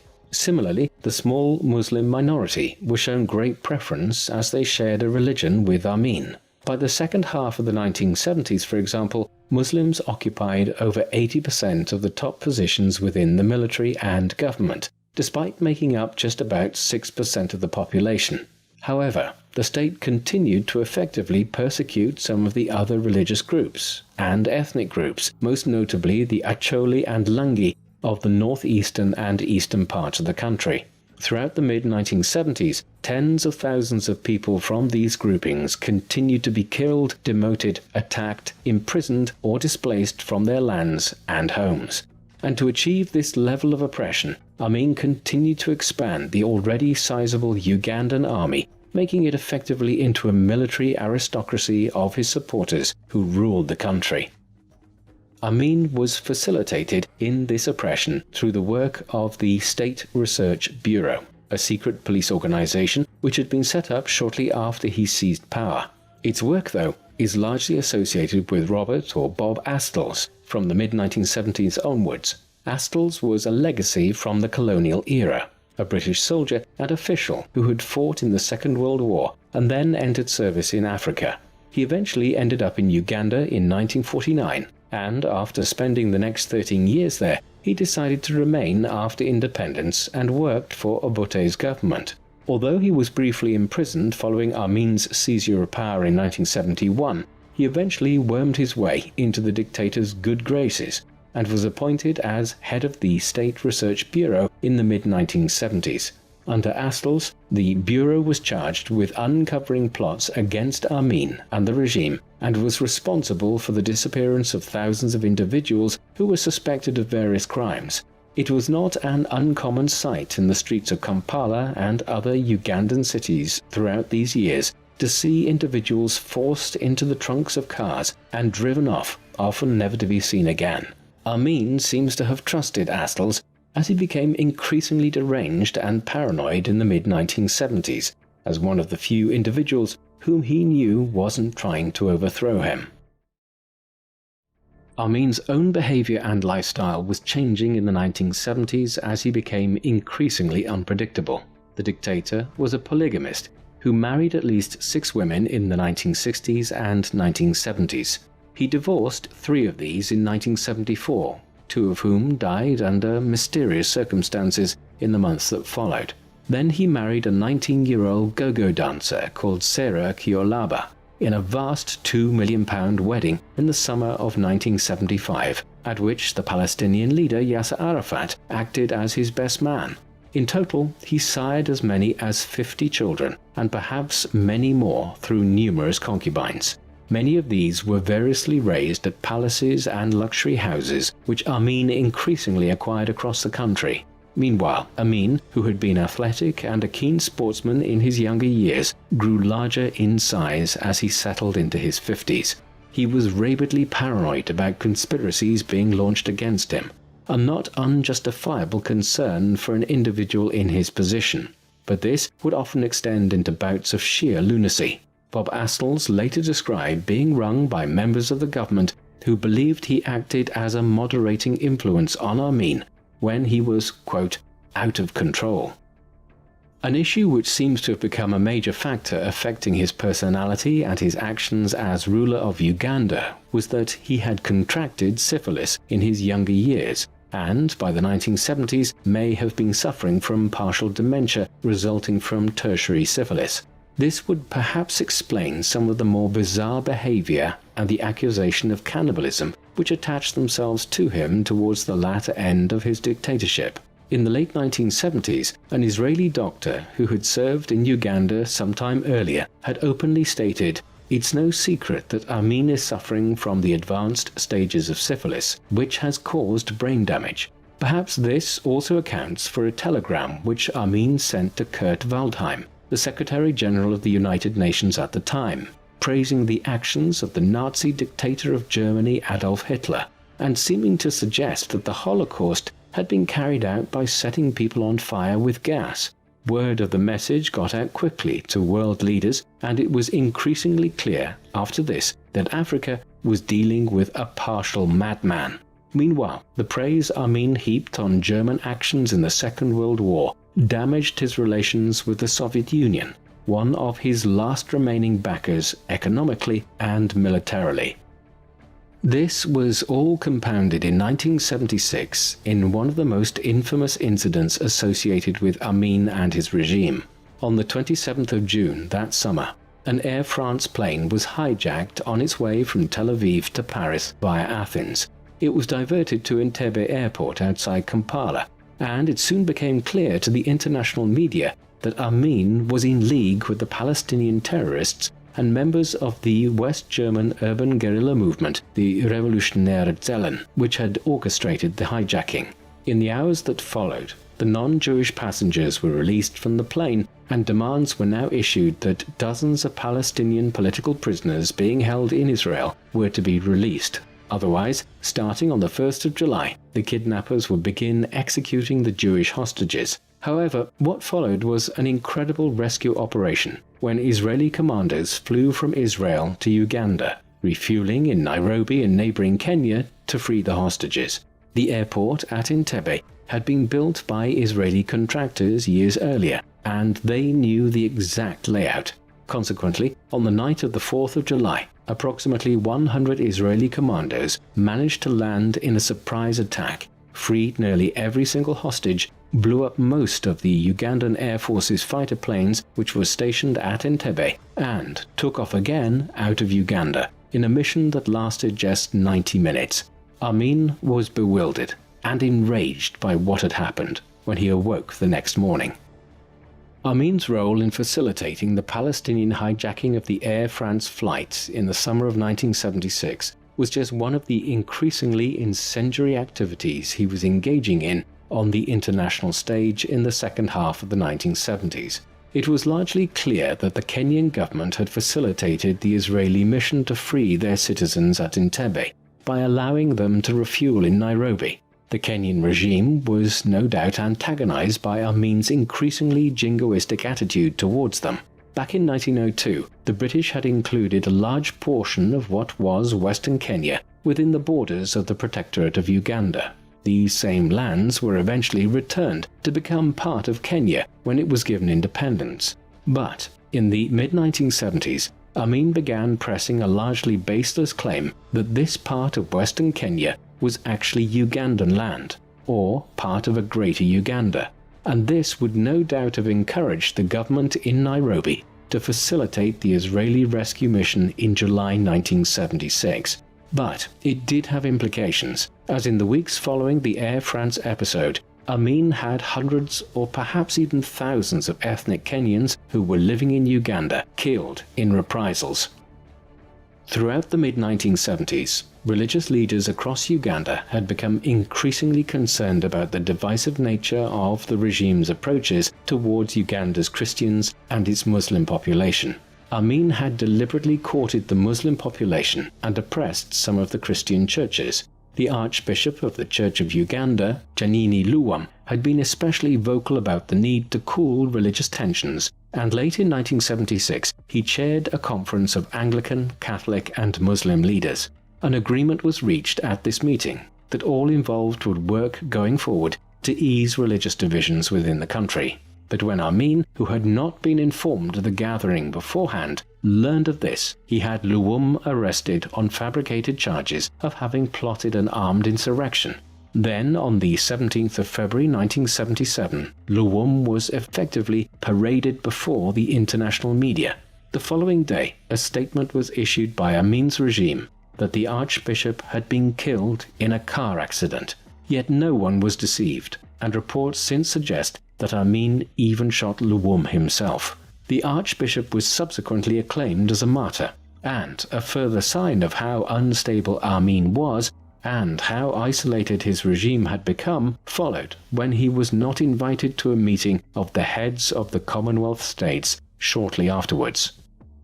Luwum and the other religious leaders' actions were indicative of the manner in which senior figures in Uganda were increasingly opposing Amin's regime.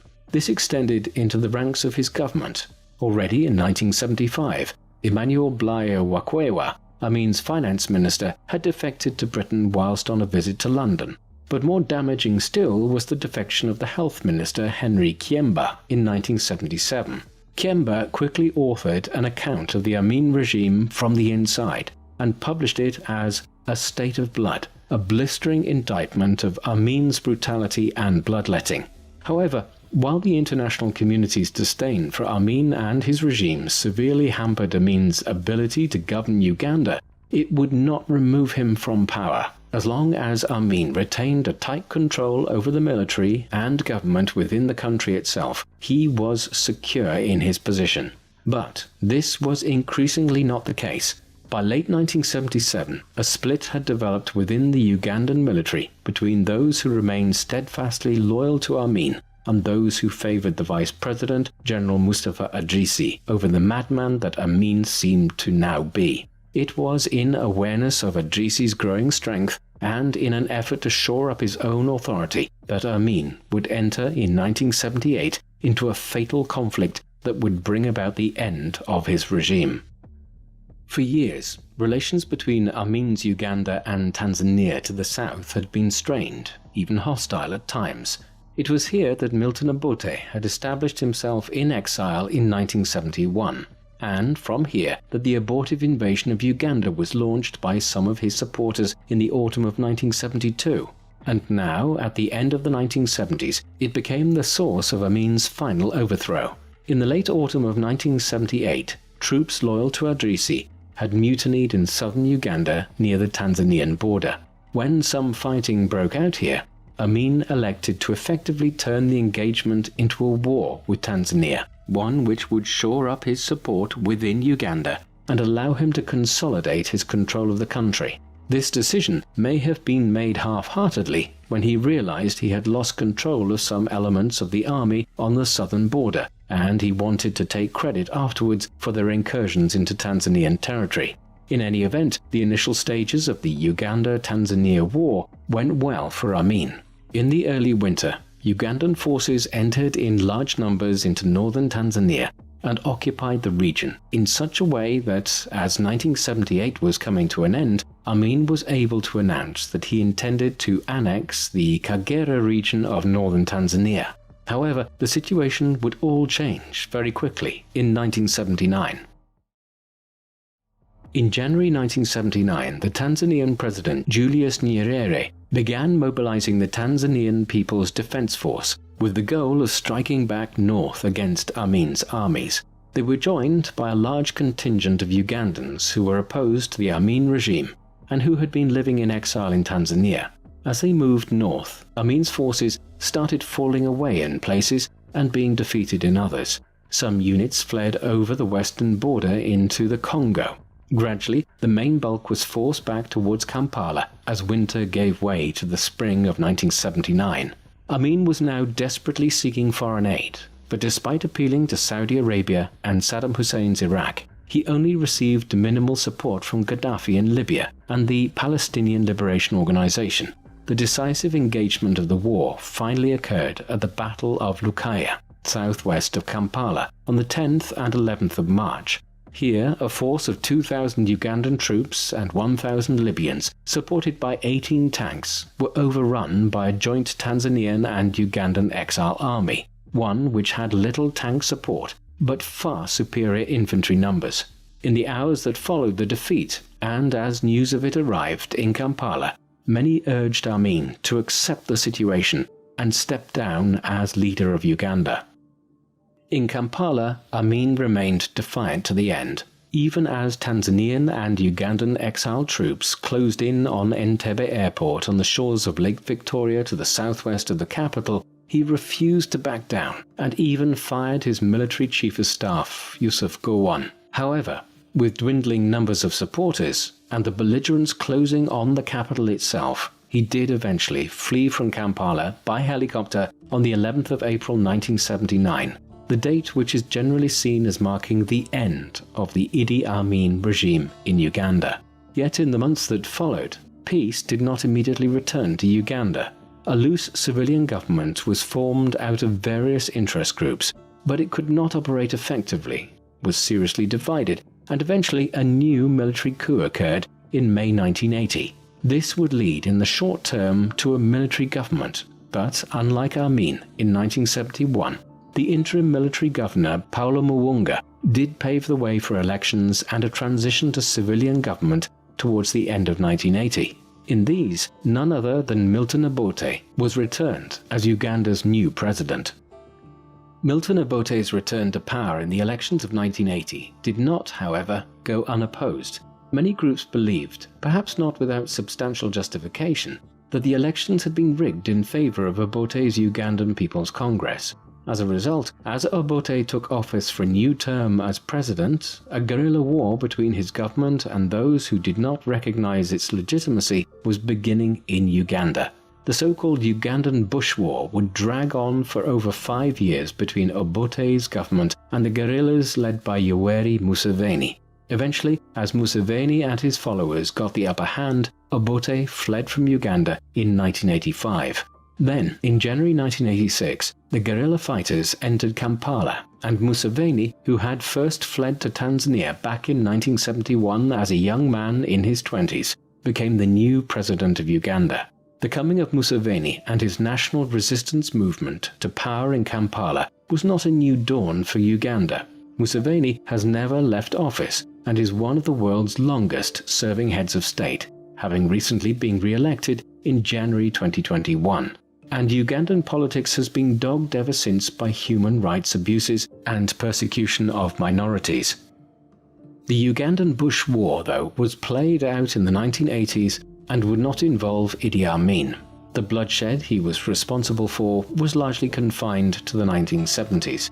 It is difficult to get an accurate idea of exactly how many deaths Amin's regime was actually responsible for, the result of Uganda having an ill-defined population level at the time, making it difficult to assess the number of deaths from censuses and other statistical data, and also the fact that, by their very nature, the killings and disappearances which claimed the lives of tens of thousands of people were not recorded officially.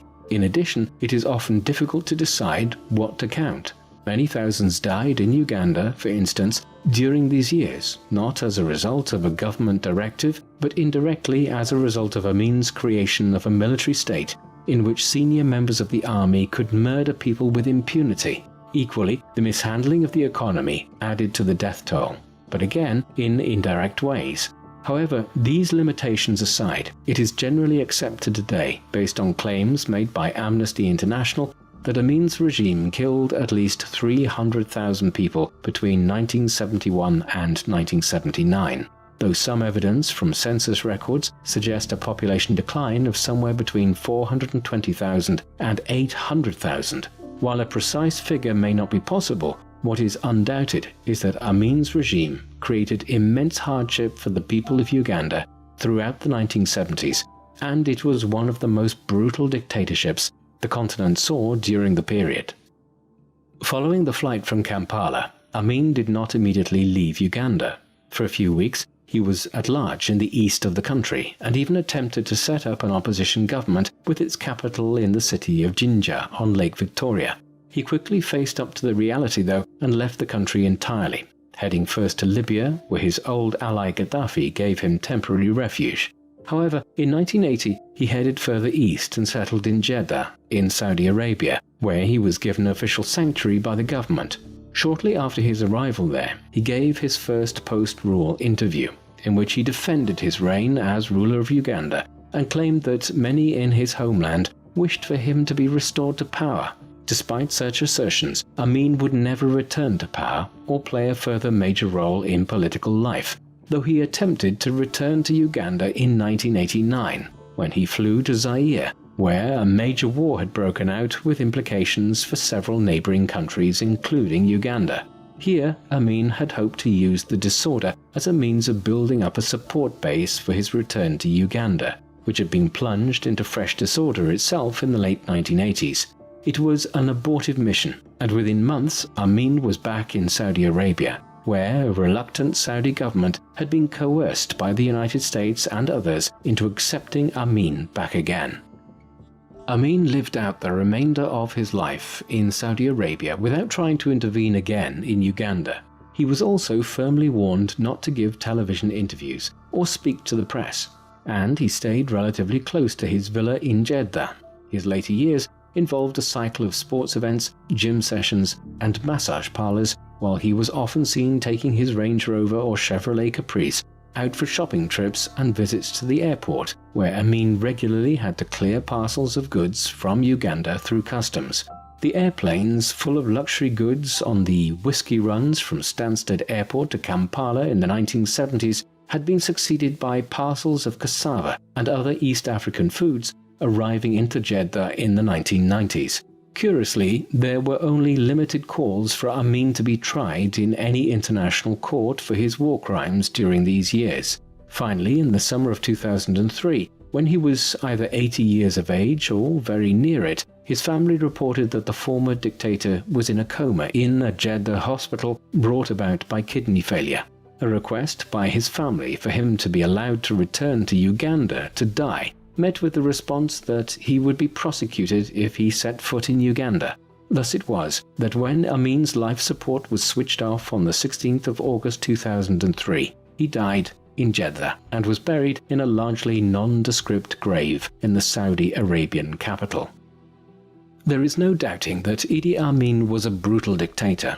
His regime introduced extensive political oppression right from its very inception and exacerbated religious and ethnic divisions within Uganda as a way of dividing its people and ruling over them, rather than trying to unite the various groupings of Ugandan society together to make a strong Uganda in the post-independence period. Headed by an increasingly unstable individual, one who was possibly suffering from a type of syphilis-induced dementia, and who had always been an immoral, excessively violent individual, the regime oppressed large sections of its people throughout the 1970s. It is unclear exactly how many deaths the regime was directly responsible for, but a cautious estimate would suggest at least 300,000 people, while abject mishandling of the economy further impoverished millions more. Then, as his administration grew increasingly unpopular, even amongst the groupings Amin had tried to explicitly cultivate as his allies, the dictator turned to trying to initiate regional wars with Uganda's neighbors in order to shore up his support back home. This policy backfired, though, and war with Tanzania in 1978 quickly led to Amin being deposed and exiled the following year, bringing to an end the 8-year reign of one of Africa's more brutal dictators. Yet Amin's ascent to power and the manner in which it occurred also serves as a striking reminder of the failures of the decolonization of Africa in the 1950s and 1960s. Amin was trained by the British and rose to power within the King's African Rifles. While he was responsible for a major atrocity of civilians in Uganda on the eve of the country's independence, it was decided to forego court-martialing him and brush the event under the carpet because it was not deemed politically shrewd to prosecute him at the time. His regime could perhaps have been avoided if he had been. Later, the British and Israeli governments supported him in seizing power from Milton Obote in 1971, owing to their own geopolitical interests. Narrow, self-serving concerns, such as these, saw countries on both sides of the Cold War facilitating the rise and maintenance of dictators like Amin and Joseph Mobutu in the neighboring Congo or Zaire through the post-independent period in Africa. And yet, those who facilitated Amin's rise in 1971 cannot have known what would ensue. Between 1971 and 1979, an increasingly unhinged dictator and his followers were responsible for killing hundreds of thousands of Ugandans, displacing many more, and destabilizing the entire East African region. The pity of it all is that having fallen from power in 1979, Amin was able to live freely in exile and was never indicted in an international court. What do you think of Idi Amin? Was he perhaps the most vicious of the continent's dictators in the age of oppressive regimes, which followed independence in the 1960s and 1970s? Please let us know in the comment section. And in the meantime, thank you very much for watching.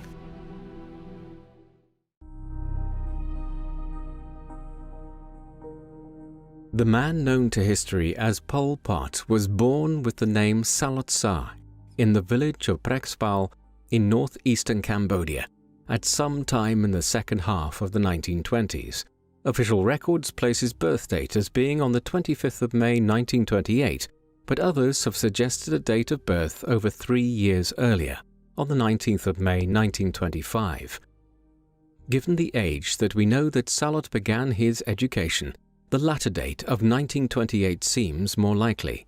He was known as Salot Sa for over 30 years, and as we will see, the name Pol Pot was a revolutionary pseudonym, which he gradually began using during the 1960s, one of many he later employed, although it was the one by which he was most commonly known. His mother was Sok Nim, a pious Buddhist who had 9 children, of which Sa was the 8th, and his father was Salot Pem, a relatively wealthy farmer in the Prexpal region of mixed Khmer and Chinese ethnicity. Both then as now, Prexpal was a very small fishing village on the Sen River, and since Salot Pem owned over 20 acres of rice-growing paddies and a small herd of cattle, he was one of the district's most affluent individuals. As such, the man who would one day become known as Pol Pot grew up in an affluent upper-middle-class family, an important point to remember when evaluating his later ideologies. Any account of Pol Pot's life and career must be understood against the backdrop of Cambodia's wider history, as Cambodia's past had been extremely varied by the time that the Roman Empire was collapsing and the Middle Ages were dawning in Europe. In Southeast Asia, Cambodia belonged to a number of regions, including modern-day Thailand, which had absorbed elements of Indian culture, but which were rooted in Buddhism rather than Hinduism. In the 9th century, a strong imperial state began to emerge in Cambodia, the Khmer Empire, so named for the Khmer-speaking people of the region. It rose in the centuries that followed to become the most powerful state in Southeast Asia. Its capital of Angkor Wat may eventually have been home to nearly 1 million people in the 12th and 13th centuries. But thereafter, the Khmer Empire declined, and by the 16th and 17th centuries, Cambodia had become a backwater between Siam and Vietnam. It is not surprising that the kingdom was easily absorbed by the French into their growing colony of French Indochina in 1867, although the relatively peaceful transition to colonial rule ensured that the monarchy was kept in place as a puppet government by the French. Thus, the Cambodia which Pol Pot was born into and grew up in was a French protectorate, though one in which some benefits had accrued from European dominance, owing to slightly improved standards of living and more secure food supplies. For instance, the Cambodian population more than quadrupled in the 80 or so years after the commencement of French rule, from just under 1 million people to well over 4 million by the middle of the 20th century. Pol Pot's family enjoyed extensive connections with the Cambodian government, including the royal family, and it was through these that the young Sa was able to obtain a position as a novice monk at the Buddhist monastery of Wat Bottom Wade in the capital Phnom Penh in 1934. Here he learned Buddhist teachings and literature, but perhaps the more significant impact of his time here was his exposure to a system of rigid discipline.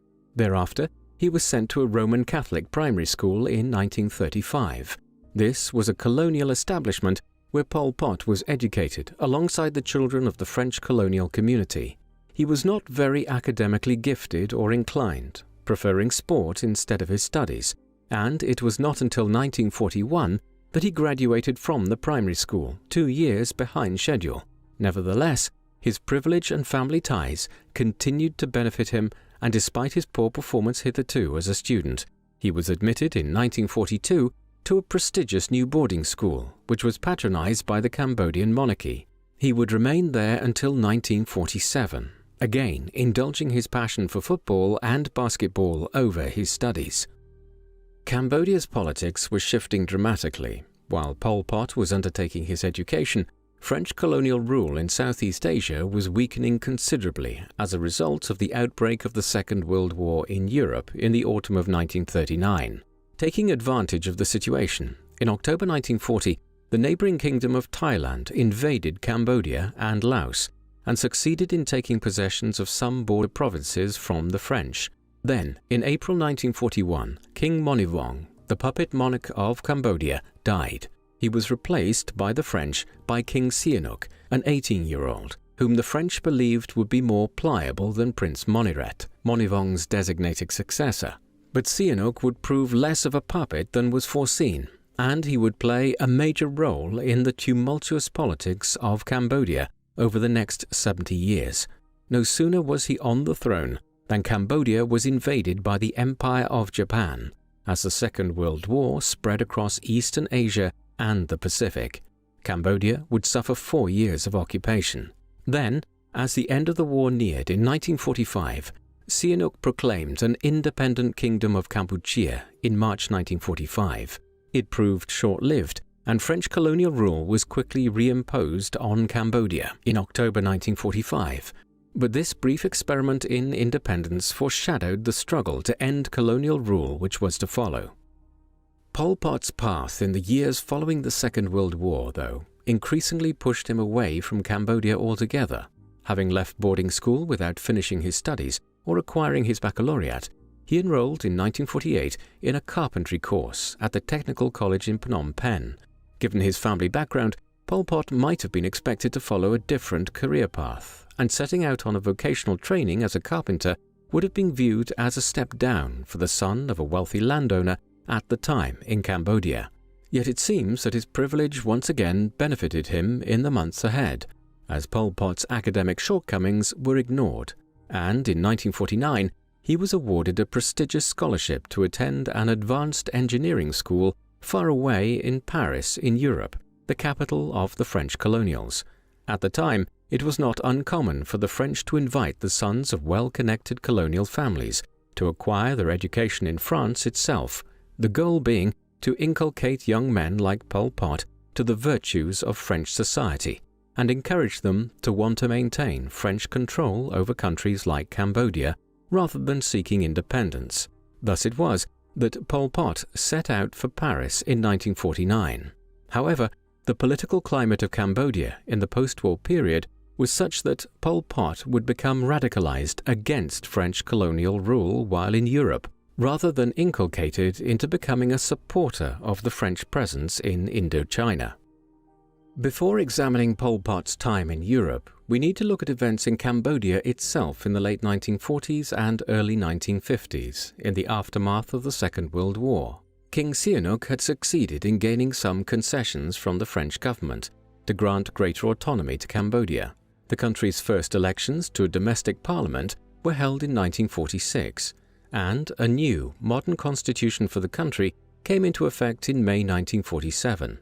Negotiations continued in the years ahead for Cambodia to be given a more concerted form of independence, and thereafter this was driven by events elsewhere in Indochina, as since December 1946 the French had been fighting a war in neighboring Vietnam against insurgents who wished to acquire independence from French Indochina. The First Indochina War would drag on eventually until 1954 and would extend into neighboring Laos and Cambodia. It was the beginning of a long period in which events in Vietnam substantially impacted on developments in Cambodia, and for the meantime, the insurgency in Vietnam made the French government more willing to grant concessions to King Sihanouk and Cambodia as a means of shoring up support there and avoiding another independence war. Yet the concessions which Sihanouk continued to obtain in the late 1940s were viewed as not going far enough, and so as Cambodia entered into the early 1950s, the country was rife with political instability as many parties emerged, calling for independence and an end to French colonial rule, with some also wishing for the abolition of the monarchy, which was tainted by its long associations with the French. This was the situation at home as Pol Pot arrived in Paris in 1949. The stormy politics of Cambodia had been transplanted to the French capital. While he lived on the banks of the Seine in the months that followed, Pol Pot became associated with numerous political groups that had been organized by his fellow Cambodians in Paris. One of these was the Khmer Student Association, which met regularly and was broadly committed to achieving Cambodian independence from French rule.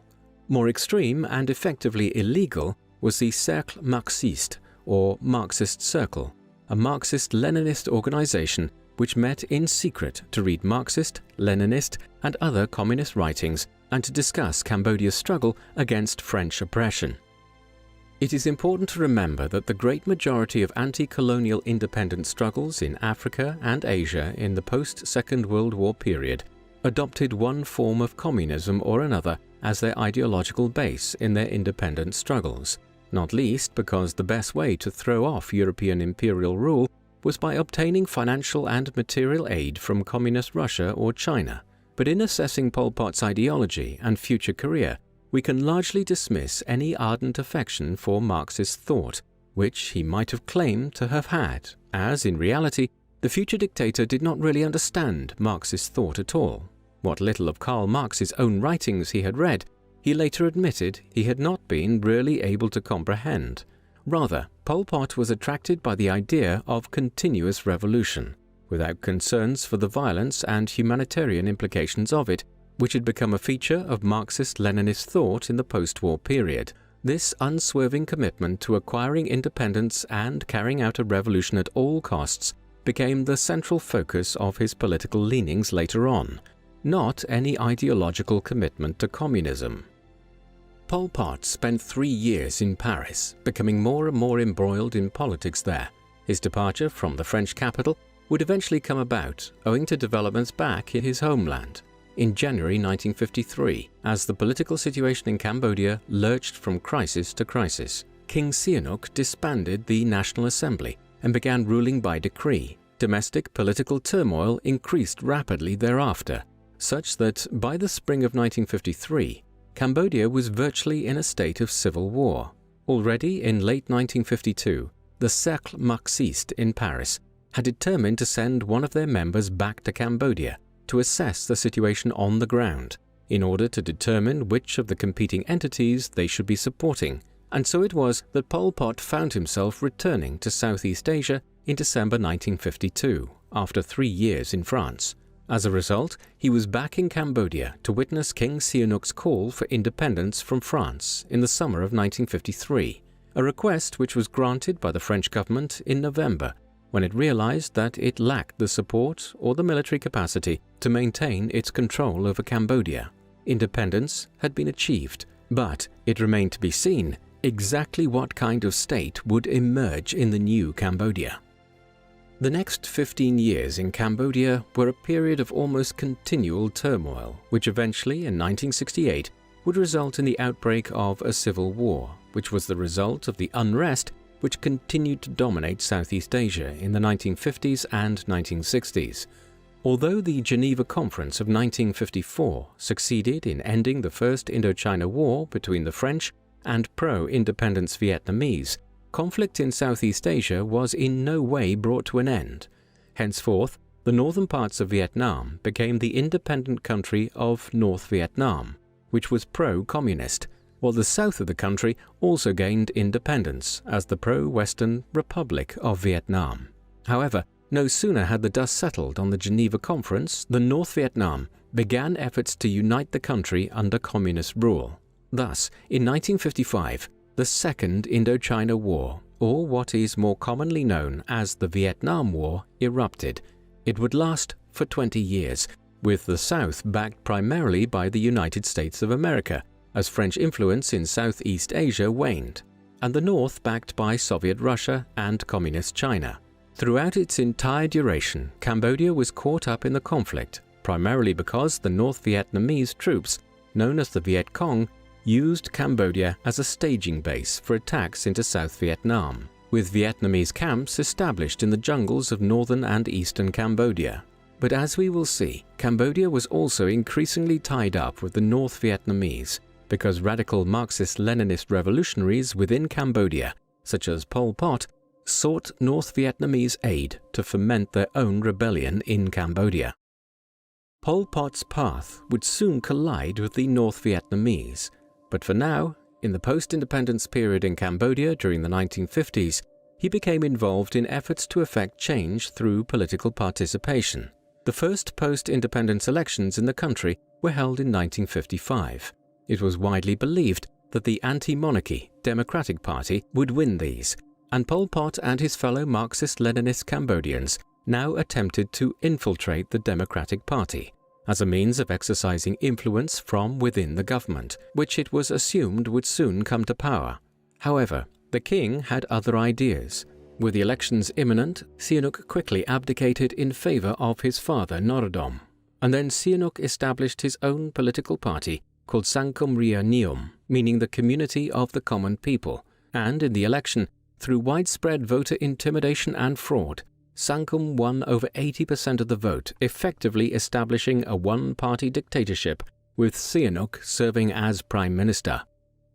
As a consequence of the manner in which independence quickly gave way to conservative dictatorship headed by the former king, Pol Pot spent the next few years in a kind of political wilderness. He continued to be active within Marxist-Leninist circles in Cambodia, but these had largely been driven underground by Sihanouk's seizure of power, and for the time being, a concerted armed struggle by either the Communists or the Democratic Party seemed elusive. Meanwhile, Pol Pot acquired a job teaching history, geography, and literature at a private school in Phnom Penh, and in 1956 he married Q Ponery. Political oppression continued throughout these years, with senior members of the Democratic Party being subjected to public humiliation and physical attacks during a supposedly official debate in August 1957. However, by the end of the decade, resistance to Sihanouk's dictatorship was greatly diminished, and then things started to change. In 1959, members of the Marxist-Leninist Cambodian movement established the Kampuchean Labour Party, the forerunner of what would later become the infamous Khmer Rouge. In late September, 21 senior members of the party, including Pol Pot, met in a room of a railway station in Phnom Penh, where they agreed to rename the party as the Workers' Party of Kampuchea, and party positions were allocated. Tu Samot was made General Secretary, while his ally Nuon Chea was appointed as his deputy, but Pol Pot was elected to the bureau and was effectively third in command of the new revolutionary party. He would not have to wait long before he ascended to a position of leadership when Tu Samot was killed by the Cambodian government. Less than 2 years later, Pol Pot would be elected as his successor, and as the second in command, Nuon Chea decided to step back from the revolutionary struggle, but Samot's death was also part of a wider crackdown on the socialist movement in Cambodia, and even before Pol Pot had officially been appointed as the new head of the Workers' Party, he was forced to flee with his wife to a Viet Cong encampment near the border between Cambodia and South Vietnam. It was the beginning of the drift towards civil war and the horrors that followed in its aftermath in Cambodia. Pol Pot spent the next half a decade largely living in encampments in the jungles of Cambodia and Vietnam. His personality as a dictator was formed during these years. He was a somewhat enigmatic character, one who displayed a large level of self-control and was reserved and introspective. Nevertheless, despite his taciturn character and the deplorable nature of his later crimes, many are agreed that he could be charming when a situation necessitated him to be so, while his varied upbringing and middle years had seen him develop an ability to interact with people from many walks of life. Yet behind the apparently amiable facade lay an individual with a great thirst for power, a propensity for savage violence, and a personality that was increasingly paranoid. None of this was alleviated in any fashion by his personal circumstances.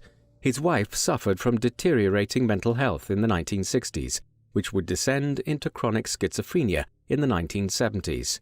Pol Pot and she would eventually divorce in 1979, and although he remarried later in life, he never enjoyed much of a family life, having just one child, a daughter who was born in the mid-1980s, when he was in his late 50s. Equally, he suffered from very poor health throughout his adult life, with insomnia and intestinal ailments, conditions which would have done nothing beneficial to stabilize an already erratic personality. Above all, if we are to seek to discover who Pol Pot was and what motivated him, we must remember that he was an ardent Cambodian nationalist, and one whose tendencies in this regard were heightened in the 1960s, as he built up opposition to Sihanouk's regime in the wayward north and east of the country, and if there is any consistency to his actions, it is surely found in his zealous desire for Cambodian independence from French rule and the monarchy epitomized by Sihanouk. As well as being formative in his personal development, these years in the jungle were a time of growth for the Cambodian communist movement, as Sihanouk's repressive regime gained more and more enemies. More revolutionaries fled from civil society into the jungles to plot revolution. Here, they found a new umbrella organization for their resentment. The Workers' Party renamed itself in 1966 as the Communist Party of Kampuchea, but at the southwest in Phnom Penh, Sihanouk had begun referring to the party's members as the Khmer Rouge, meaning Red Cambodians. And although Pol Pot and his followers initially rejected the term themselves, it quickly gained traction and is the name most typically used for the Communist Party of Kampuchea today, a byword for the terror which would occur years later when Pol Pot came to power. But beyond this name change, the party was also evolving in new ways. During the mid-1960s, first and foremost, it was developing its own independent streak, wishing to break away from the North Vietnamese. Secondly, it had set out on a new ideological course, one which appreciated that the vast majority of Cambodians were actually farmers. As a result, any Marxist-Leninist revolution in Cambodia would not be driven by an urban proletariat such as Marx had envisaged 100 years earlier, and which had occurred to some extent in Russia in 1917. Rather, the undeveloped state of the Cambodian economy dictated that this would be a revolution of the rural peasantry in Cambodia, so much of which had been impoverished by French colonial rule and that of the collaborationist monarchy, the continuation of which was epitomized in the form of the former king and current dictator Sihanouk. Finally, the major factor at play in these years was the growth of the party and its military capabilities. By 1967, it had several thousand members who were armed in the jungles of northern and eastern Cambodia, waiting to take action against Sihanouk's one-party state. They struck in the first days of 1968. It was the start of a long and bloody 8-year civil war. The Cambodian Civil War was initiated in January 1968 when Pol Pot's insurgents attacked an army base at Bai Damran, south of Battambang, the regional capital of northwest Cambodia. Sihanouk's initial reaction to this limited insurrection backfired. He ordered a violent crackdown, with widespread bombing of the north and east of the country, indiscriminate attacks which were designed to hit at communist encampments, but which largely succeeded in alienating hundreds of thousands of rural Cambodians whose livelihoods were damaged by the scorched earth tactics favored by the government in Phnom Penh. Consequently, support for the revolt, of which Pol Pot was increasingly the undisputed leader, swelled in the late 1960s. He was now also increasingly referring to himself as Pol Pot rather than Sa, and it is from this time that the Cambodian communist leader became primarily known by his pseudonym. In 1970, the Civil War took a dramatic turn, owing to Cambodia's ongoing role in the Vietnam War to the east. In the spring of 1969, the President of the United States, Richard Nixon, ordered a series of bombing raids into Cambodia to try to interrupt the Viet Cong supply lines into South Vietnam and hit at Viet Cong camps and bases in the jungles of northeast Cambodia. This was followed in March 1970 by the overthrow of Sihanouk's government in Phnom Penh by a pro-American coup d'etat. The Khmer Republic was now established with Prime Minister Lon Nol as its head. Sihanouk fled the country, but it was certainly not the end of his role in Cambodian politics. Nol honored his commitments to Washington, and the Khmer Republic ordered the Viet Cong to leave Cambodian territory. But it was unable to effect this, and in the months that followed, the Viet Cong, with Pol Pot and his Khmer Rouge as their allies, effectively established control over as much as 1/3 of Cambodia, constituting the bulk of the north and east of the country. In the process, the Cambodian Civil War shifted from one which had been initiated to overthrow Sihanouk and his regime to one which sought to capture Cambodia for the Khmer Rouge from Lon Nol and his pro-American, pro-Western government in Phnom Penh. 5 years of bloody conflict would follow between Pol Pot's Khmer Rouge and Lon Nol's Khmer Republic, with one backed by the Viet Cong and the Chinese, and the other aided by the US. Pol Pot's cause also benefited in the early 1970s from a bizarre reconciliation between his Communist Party and Sihanouk, who had fled to China following the coup of 1970. This brought the disparate rebel groups within Cambodia, who were opposed to Nol's government in Phnom Penh, into alliance with each other. Then, as the war intensified in the early 1970s, many thousands of pro-monarchy rebels joined the ranks of the Khmer Rouge in the jungles of northern and eastern Cambodia, few of them having any real affinity with communist thought, but willing to support Pol Pot's struggle if they felt it aided the Cambodian monarchy. The ranks of the rebels soared to nearly 50,000 armed Cambodians by 1972. Simultaneously, the Communist Party began to develop a more sophisticated party bureaucracy and the rudimentary basics of a revolutionary government, where responsibilities were delegated according to who would fill what ministerial brief, if and when the party was able to seize power in Phnom Penh in the years ahead. As with so much of Cambodia's history since the end of the Second World War, the Civil War's outcome was broadly determined by events in wider Southeast Asia. From the late 1960s, the US had adopted a policy of exiting the Vietnam War in such a way that would preserve the independence of South Vietnam from its northern communist neighbor, or peace with honor, as President Nixon termed it. As the US began its long withdrawal from Vietnam in the early 1970s, its support for Lon Nol's regime in Phnom Penh diminished, in particular the bombing raids on the Viet Cong.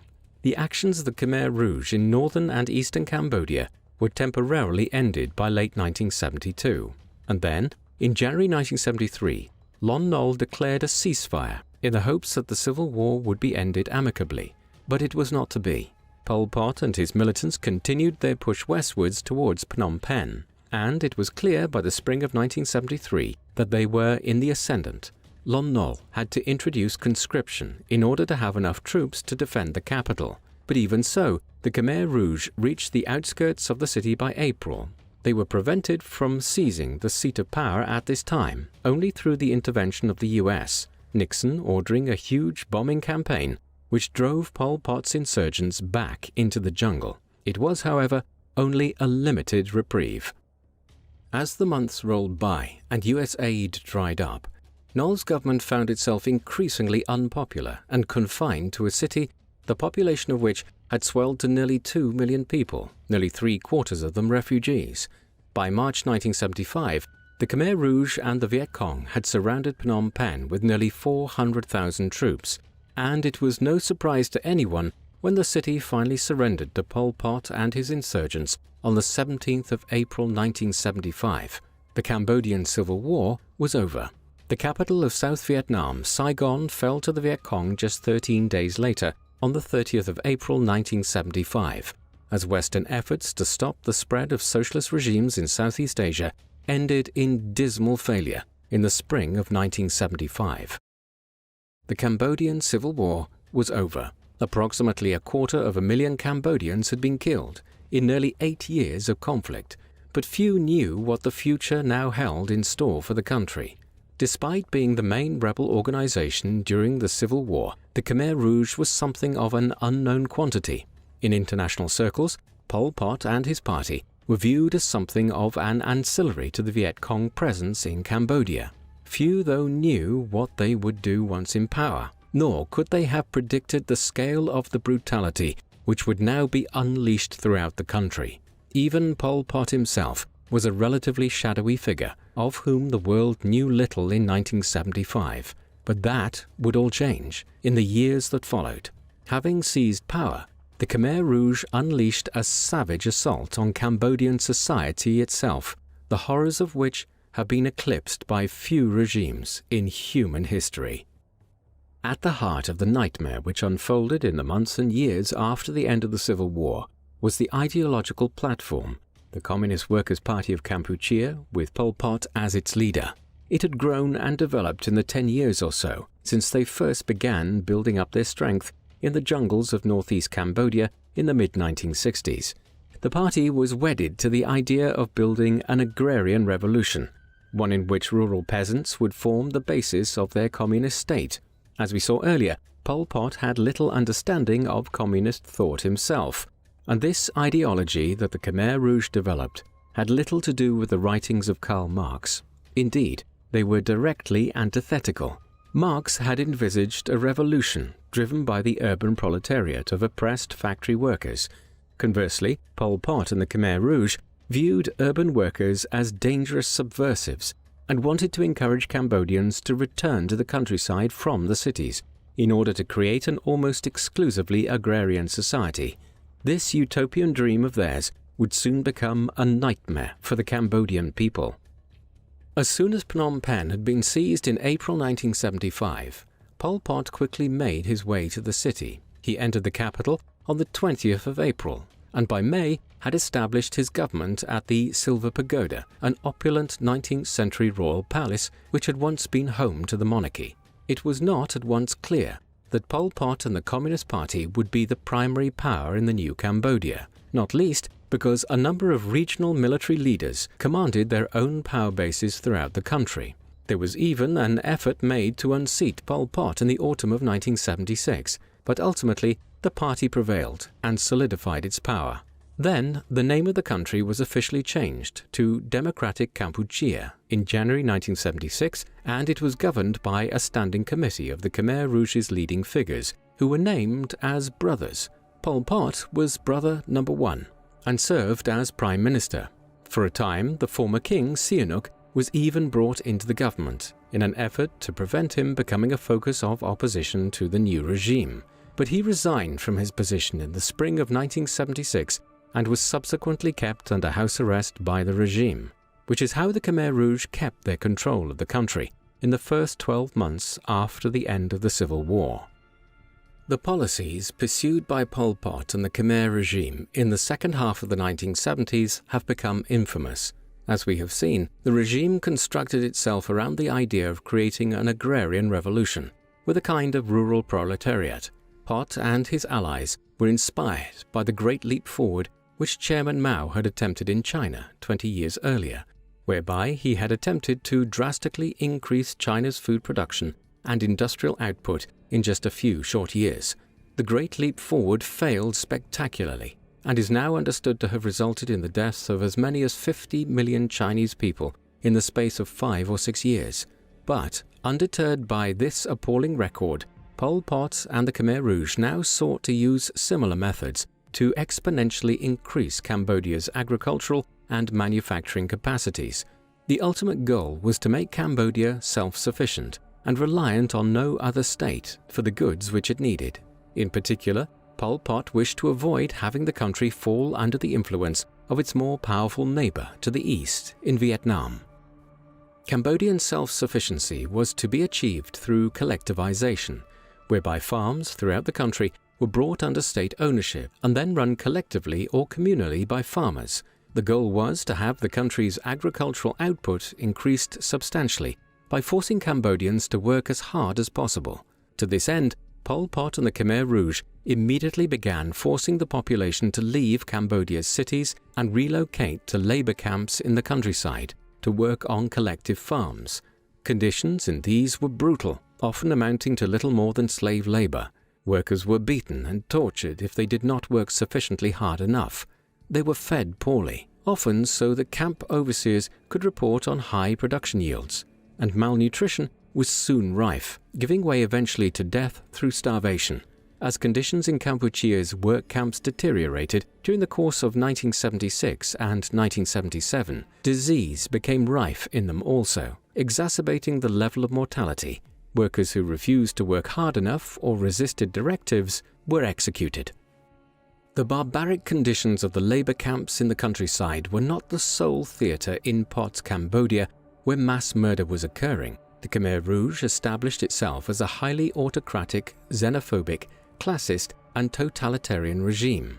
People from the middle and upper class were murdered in large numbers simply for having the most tenuous links to the ruling elites of past years, or being seen as bourgeois subversives.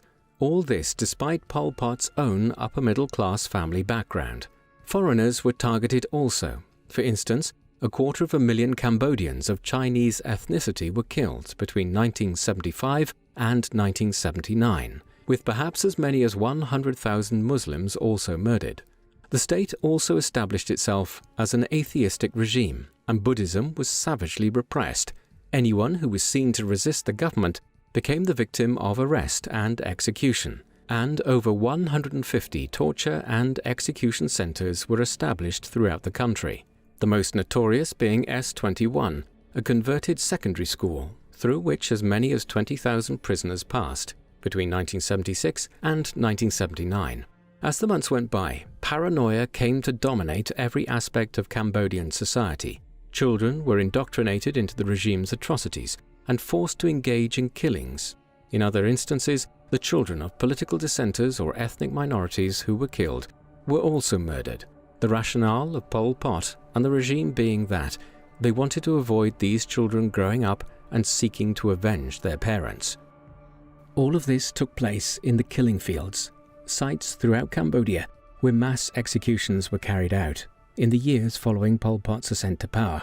At these sites, individuals were sometimes killed using sharpened bamboo, scythes and pickaxes to save bullets. Some victims were forced to dig their own graves before being executed. Often poor farmers and peasants were forced to carry out these executions in order to avoid punishment themselves by the regime. Such was the barbarity of the Khmer Rouge and the unmitigated terror and destruction of life which it unleashed, that by the end of the 1970s, somewhere between 1.7 and 2.2 million of Cambodia's population of approximately 8 million people had been killed.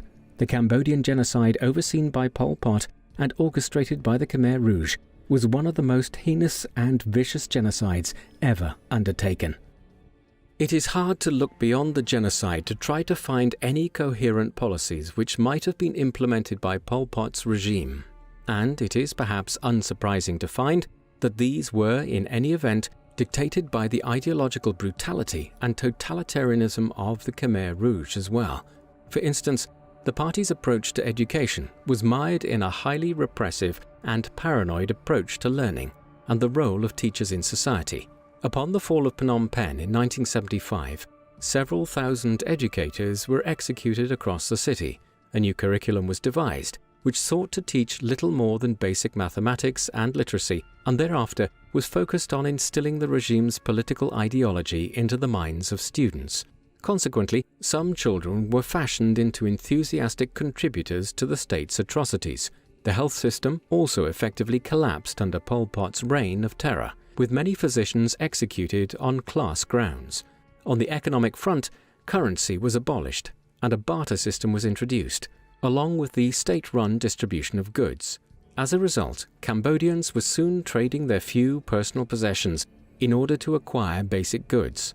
Foreign trade almost completely dried up, but most strikingly, the goal of drastically improving agricultural output was a catastrophic failure. The reverse, famine, was endemic as the months and years passed by. On the foreign policy front, Pol Pot's approach mirrored his desire to make Cambodia self-sufficient. Isolationism was favored. Consequently, Pol Pot and the Khmer Rouge spurned the Western powers, including the US, with which the previous administration in Phnom Penh had been so closely associated. Those states which Pol Pot established good relations with were usually headed by fellow autocrats, such as Nicolae Ceausescu of Romania. The Soviet Union was rejected as a source of support, despite being the ostensible head of the communist bloc, in favor of aligning Kampuchea with China. Chairman Mao committed over $1 billion of Beijing's money in aid to help rebuild and develop Cambodia in the aftermath of the Civil War, and many civil and military advisors were sent to Southeast Asia to provide advice on how to develop the Cambodian economy. Although the relationship cooled considerably from 1976 onwards with the death of Mao that year and the Cambodian regime's increasingly hostile approach to ethnic Chinese Cambodians. But the most consequential relationship of the Khmer regime was with its neighbor to the east, with whom its recent history had been so entangled. Following the end of the Civil War, relations between Cambodia and a united Vietnam quickly deteriorated, and in the summer of 1976, negotiations to resolve some border disputes between the two countries failed. Thereafter, relations thawed considerably. Little could Cambodians have known at that time, but the communist regime in Vietnam would soon provide a kind of salvation for the people of Pol Pot's Cambodia. Relations between Cambodia and Vietnam were in terminal decline by 1978. The previous December, the Vietnamese had sent tens of thousands of troops over the border to contested regions and broke off relations with Phnom Penh, although it soon withdrew in the first weeks of 1978. Pol Pot responded by ordering raids along the border region. War was not officially entered into at this point, but the unrest was the spark to see resistance to Pol Pot and the Khmer Rouge begin to emerge within Cambodia. Such was the anarchy and brutality that prevailed throughout the country that several regional military commanders were now moving through the country to distance themselves from the regime. In a desperate bid to bolster his support, Pol Pot courted Sihanouk, who was still under house arrest, to throw his support behind the regime, a sign of his increasing desperation. And then, in December 1978, the inevitable war broke out. The Vietnamese-Cambodian War began on Christmas Day 1978, when the Vietnamese launched a full-scale invasion of Cambodia. Over 150,000 Vietnamese troops, many of them hardened veterans from the long Vietnam War, and led by seasoned military commanders, streamed over the border. The invaders quickly overran the country. Northeast Cambodia had been captured by the end of 1978, and then on New Year's Day, the main Vietnamese forces began their approach to Phnom Penh. As the Cambodian army's resistance melted away in the opening days of 1979, Pol Pot and the Khmer Rouge regime began evacuating the capital. Many senior members fled to Thailand, while Pot himself headed for the city of Battambang, the regional capital of the northwest. Phnom Penh fell on the 7th of January 1979 to the Vietnamese, who now established a new People's Republic of Kampuchea, headed by Cambodian exiles who had fled to Vietnam in recent times to avoid the purges of Pol Pot and the Khmer Rouge. The war seemed to have been won in a matter of days, and Pol Pot and his regime utterly defeated. But then foreign powers yet again intervened in Cambodia's affairs. Following the initial flush of victories, the Vietnamese and their Cambodian allies were stopped in their advances when China invaded northern Vietnam in mid-February 1979. Although the Sino-Vietnamese War which ensued lasted less than a month and a ceasefire had been agreed by mid-March, the attack was sufficient to give the Khmer Rouge and many other militant groups in Cambodia time to regroup and organize their resistance to the Vietnamese-backed government in Phnom Penh. During this period, Pol Pot and his Khmer Rouge allies took advantage of the distraction offered by China's intervention to establish control over parts of the northwest of the country along the border with Thailand. Armed with financial and military aid from China and the United States, Pot was trying, in the summer of 1979, to reinvent the Khmer Rouge. Efforts were made to disavow the party's former socialist past and actions, while Pot tried to position himself as the leader of a new patriotic democratic front, an alliance of disparate political and military groups which opposed the Vietnamese-backed regime in Phnom Penh. The leader of the Khmer Rouge even attempted to reinvent himself by dropping his pseudonym, Pol Pot, and adopting the name Pem, after his father. Incredibly, these actions won him some credibility on the international stage, and in November 1979, the United Nations chose to recognize the Khmer Rouge as the government of Cambodia over the administration in Phnom Penh, despite the appalling crimes of the regime in recent years, the full extent of which was admittedly still unknown to the world in 1979. Thus, by the end of the first year of the Cambodian-Vietnamese War, the stage was set for an extended showdown between the Vietnamese and their puppet regime in Phnom Penh and the many militant groups which controlled much of the country, and of which the Khmer Rouge was just one. This was effectively a new civil war in Cambodia. It would last as long as that which had first brought Pol Pot and the Khmer Rouge to power in 1975. The Cambodian-Vietnamese War lasted for another 10 years. The Khmer Rouge was just one of the militant groups fighting against the People's Republic of Kampuchea and Vietnam in these years. Foremost amongst these other groups was the National United Front for an Independent, Neutral, Peaceful and Cooperative Cambodia, or Fun Sin Pek, which was formed in 1981 by the stalwart of Cambodian politics, the former King Sihanouk. Then, in an effort to win over more support for the Khmer in response to the formation of Sihanouk's Fun Sin Pek, Pol Pot officially dissolved the Communist Party in 1981 and proposed a new nationalist movement, an indication of his ongoing ideological flexibility.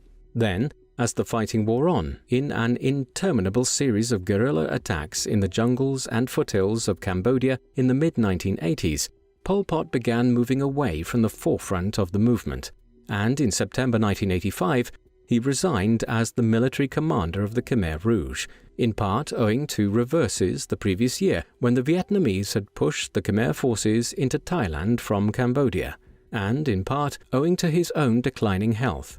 In 1983, he was diagnosed with Hodgkin's lymphoma, a relatively severe type of cancer, which required him to spend extensive periods of time in Bangkok and Beijing, receiving medical treatment. As the war dragged on interminably into the late 1980s, Pol Pot began to make it known to political elements within Cambodia and abroad that he would not seek to return to power should the war end. Rather, his sole wish was to see the Vietnamese removed from Cambodia, or at least that is what he claimed. As ever, this statement came about largely owing to wider geopolitical circumstances. By the end of the decade, the communist bloc worldwide was in decline, and the Cold War was drawing to an end. As it did, Vietnam, which had been largely ostracized from the global community since the 1970s, determined to bring its role in Cambodia to an end also. In 1988, it began withdrawing the nearly 100,000 troops which it had in Cambodia and instituted a series of political and economic reforms designed to prop up the People's Republic of Kampuchea and to fully disentangle itself from the country. And by September 1989, it had withdrawn the last of its troops from the country. Once a ceasefire was proclaimed in 1990, peace negotiations began between the various groupings within Cambodia to find a workable way forward in establishing the country. Despite its crimes while in power between 1975 and 1979, the Khmer Rouge, with Pol Pot as its leader, would play a part in these negotiations. In the talks which followed, Pol Pot remained in an obscure location near the border between Thailand and Cambodia, and instead dispatched his close associate in the Khmer Rouge, Khieu Samphan, to Phnom Penh to represent the party. Here, negotiations largely centered around Samphan, Sihanouk, and the head of the pro-Vietnamese faction Hun Sen. Samphan struck an antagonistic pose in the capital, declaring that the Khmer Rouge refused to disarm its troops in western Cambodia. In response, Sen and Sihanouk proved similarly recalcitrant. As a result, sporadic fighting continued throughout the early 1990s, even as negotiations continued in Phnom Penh. Eventually, it was agreed that national elections would be held in the early summer of 1993. The results were a sharp rebuttal of Pol Pot and his Khmer Rouge, with Sen and Sihanouk's parties cumulatively winning nearly 80% of the vote. It was the beginning of the end for the Khmer Rouge and for Pol Pot too. Sihanouk now negotiated a coalition with Sen, and the new combined government launched an offensive against the Khmer Rouge in western Cambodia, while the initial gains made by the government were pushed back by counteroffensives launched by Pot. In the course of 1994, the party was nevertheless witnessing increasing desertion of its forces in Cambodia in the months that followed. On its last legs, from this point onwards, it had little more than a few thousand troops occupying a small segment of the border region with Thailand. But despite its weakness, it would take until 1999 for the Cambodian government to fully defeat the party which had so terrorized its own country in the 1970s. However, Pol Pot would not live to see the final defeat of the Khmer Rouge. The man who had been born as Salazar in the 1920s and who had created such immense human suffering in his homeland eventually met his end in 1998, but his downfall had come shortly before that. With the Khmer's fortunes at their lowest ebb ever, the husk of a party which remained turned against its leader in 1997. Paranoia and internal disputes plagued the leadership in the wilds of Western Cambodia by this time, and in a party coup in the summer of 1997, Pol Pot and his family were placed under house arrest by a rival faction led by one Ta Mok. By that time, Pol Pot did not have long to live in any event. He suffered from a heart condition, and a stroke had left him partially paralyzed and needing regular oxygen. Moreover, his cancer remained, and without access to effective medical care, he was deteriorating rapidly. Such was the wreckage of a man whom the Khmer Rouge put on trial in July 1997 in a remarkably hypocritical act. He was sentenced to life in prison by the party which he had himself led for over 30 years. But that life would end shortly thereafter. On the 15th of April 1998, Pol Pot died in his sleep as his heart gave out, though suspicions have since arisen that he committed suicide to avoid being handed over to the United States for trial. On the 21st of April 1998, 6 days after his death, he was cremated in a Buddhist ceremony. Thus died one of the 20th century's most brutal dictators. He left behind a country which today is littered with landmines, and a scarred history and a largely authoritarian state. There is no doubting that Pol Pot was one of the true monsters of the 20th century, a century in which such figures abounded throughout the world.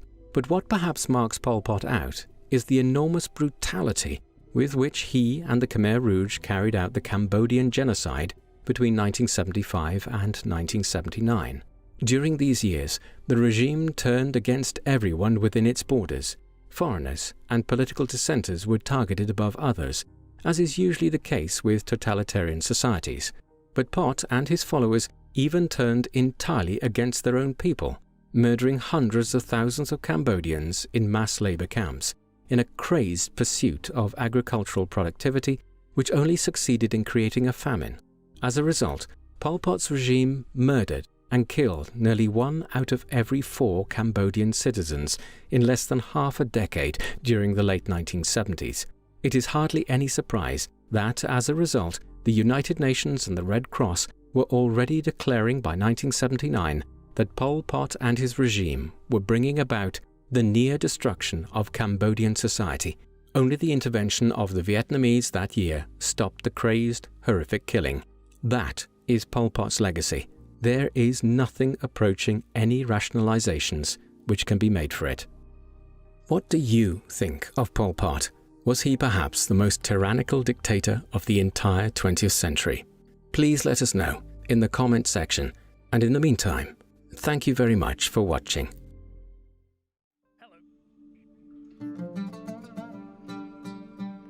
The man known to history as Osama Bin Laden was born on the 10th of March 1957. His birthplace is a matter of dispute, with international police organizations believing for years that he was born in the city of Jeddah in Western Arabia, but it is now generally accepted that he was born in the Saudi capital Riyadh. His father was Mohammed bin Awad bin Laden, who was born in Yemen in 1908. When he was a child, his family had emigrated from Yemen north to the Red Coast of Western Arabia in a region which now forms part of Saudi Arabia, but which was, at the time, disputed between the Ottoman Empire and the Royal House of Saud. In the 1930s, he had emerged as a successful construction contractor, working for the first ruler of Saudi Arabia, Abdul Aziz ibn Saud. Under the patronage of the royal family, the company he founded, the Saudi Bin Laden Group, emerged as an enormously successful and wealthy construction company in the fledgling nation, even as it became the world's largest oil exporter and an extremely wealthy nation for successful families such as the Bin Ladens. Osama's mother was Hamida al-Attas, a native Syrian who came from a family of successful citrus farmers operating around the port city of Latakia. She became Mohammed's 10th wife in 1956 when she married the 48-year-old millionaire when she was just 14 years of age. A year later, Osama was born. He was their only child, and Mohammed and Hamida separated soon afterwards. This has caused speculation that they never actually married, and Hamida was just briefly Mohammed's concubine. Osama's youth and upbringing was one of privilege. By the time he was born, his father was a multimillionaire, though his wealth would have stretched into the billions if adjusted for inflation today. Shortly after his parents' divorce, Osama's mother remarried to a business associate of Mohammed bin Laden's, Mohammed al-Attas. They had 4 children together in the 1960s, 3 boys and 1 girl. Osama was sent to live with them, and so he grew up in his mother's and stepfather's household with several step-siblings. But it would be wrong to suggest that he was estranged from his father. Mohammed bin Laden played a major role in his son's development, instilling in him much of his conservative religious fervor. Beginning in 1968, Osama attended the Al-Taga Model School, a secondary school in Jeddah. In 1971, he gained direct experience of the Western world when he was sent to Oxford University in Britain to undertake an English language course. Beyond this, he is believed to have displayed some traits typical of young boys during his childhood and early teenage years, being a football fan who followed Arsenal Football Club and showed an interest in military history. For all that, Osama's younger years had an air of normality to it, whereas there is no doubting that his background was anything but normal. By the 1960s, the Saudi Bin Laden Group was one of the most significant corporations in the entire Arab world. Its ties to the Saudi royal family were extremely extensive, and the company had even been granted the contracts to manage the ongoing repairs of the mosques in the 2 most holy cities in the Islamic world, Mecca and Medina. In 1964, the company acquired the contract to reclad the exterior of the Dome of the Rock, the most important Muslim religious site in Jerusalem. By that time, the ties between Mohammed bin Laden and the Saudi royal family had become extremely extensive. However, in 1967, Mohammed was killed at 59 years of age in an airplane accident in Saudi Arabia when the pilot misjudged the plane's landing. Despite this setback, the Saudi Bin Laden Group continued to prosper under the leadership of several of Mohammed's sons from his earlier marriages, and indeed, as it diversified in the 1970s and 1980s, it became a multi-billion-dollar company with lucrative contracts all over the Middle East. Osama was not involved in the Saudi Bin Laden Group's business activities in the years after his father's death for the simple reason that he was too young. Instead, he was continuing his education. When he was 19 years of age, in 1976, Osama entered the King Abdul Aziz University in Jeddah, where he began studying economics and business administration, no doubt with a view to taking up some sort of position within the family business in years to come. Already, however, he had begun to stray from an interest in business, with reports by people who knew Bin Laden there stating that his primary interests were in religion, poetry, and Arab literature. He certainly didn't need to worry about money, his education, and future work, as Osama stood to inherit upwards of $30 million from his father's estate. He was also married by this time, having wed his first wife, a Syrian woman named Najwa Khanim, in 1974 when he was just 17 years old. She was also his first cousin on his mother's side and the first of at least 5 wives. Osama would father over 24 children during his life. Clearly, the mid to late 1970s were a formative period in Osama's life and his ideological views, though much of the evidence concerning these years is frustratingly patchy and sometimes contradictory. Nevertheless, the broad thrust of his views is clear. Osama began to develop a pan-Islamist ideology from early on in his life, a movement which espouses the idea that Muslims in all nations should be unified in defense and promotion of their faith. This view harks back to the age of the Arab Caliphate, which, between the 8th and 11th centuries, ruled most of the Middle East, North Africa, and adjoining regions from the Caliphate's capital of Baghdad. Central to pan-Islamism in the 1960s and 1970s was a commitment to reducing and, if possible, ending Western involvement in the Middle East, a region which had been dominated by the British and French since the collapse of the Ottoman Empire at the end of the First World War, and wherein the United States was becoming an increasingly interested party even as British and French influence declined.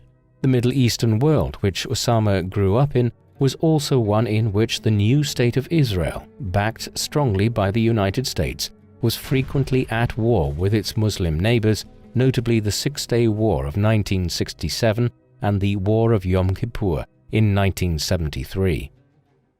A particularly strong influence on Osama in the 1970s were the writings of Sayyid Qutb, an Egyptian Islamic scholar and religious and political theorist who had been a member of the Muslim Brotherhood until his arrest and execution in 1966.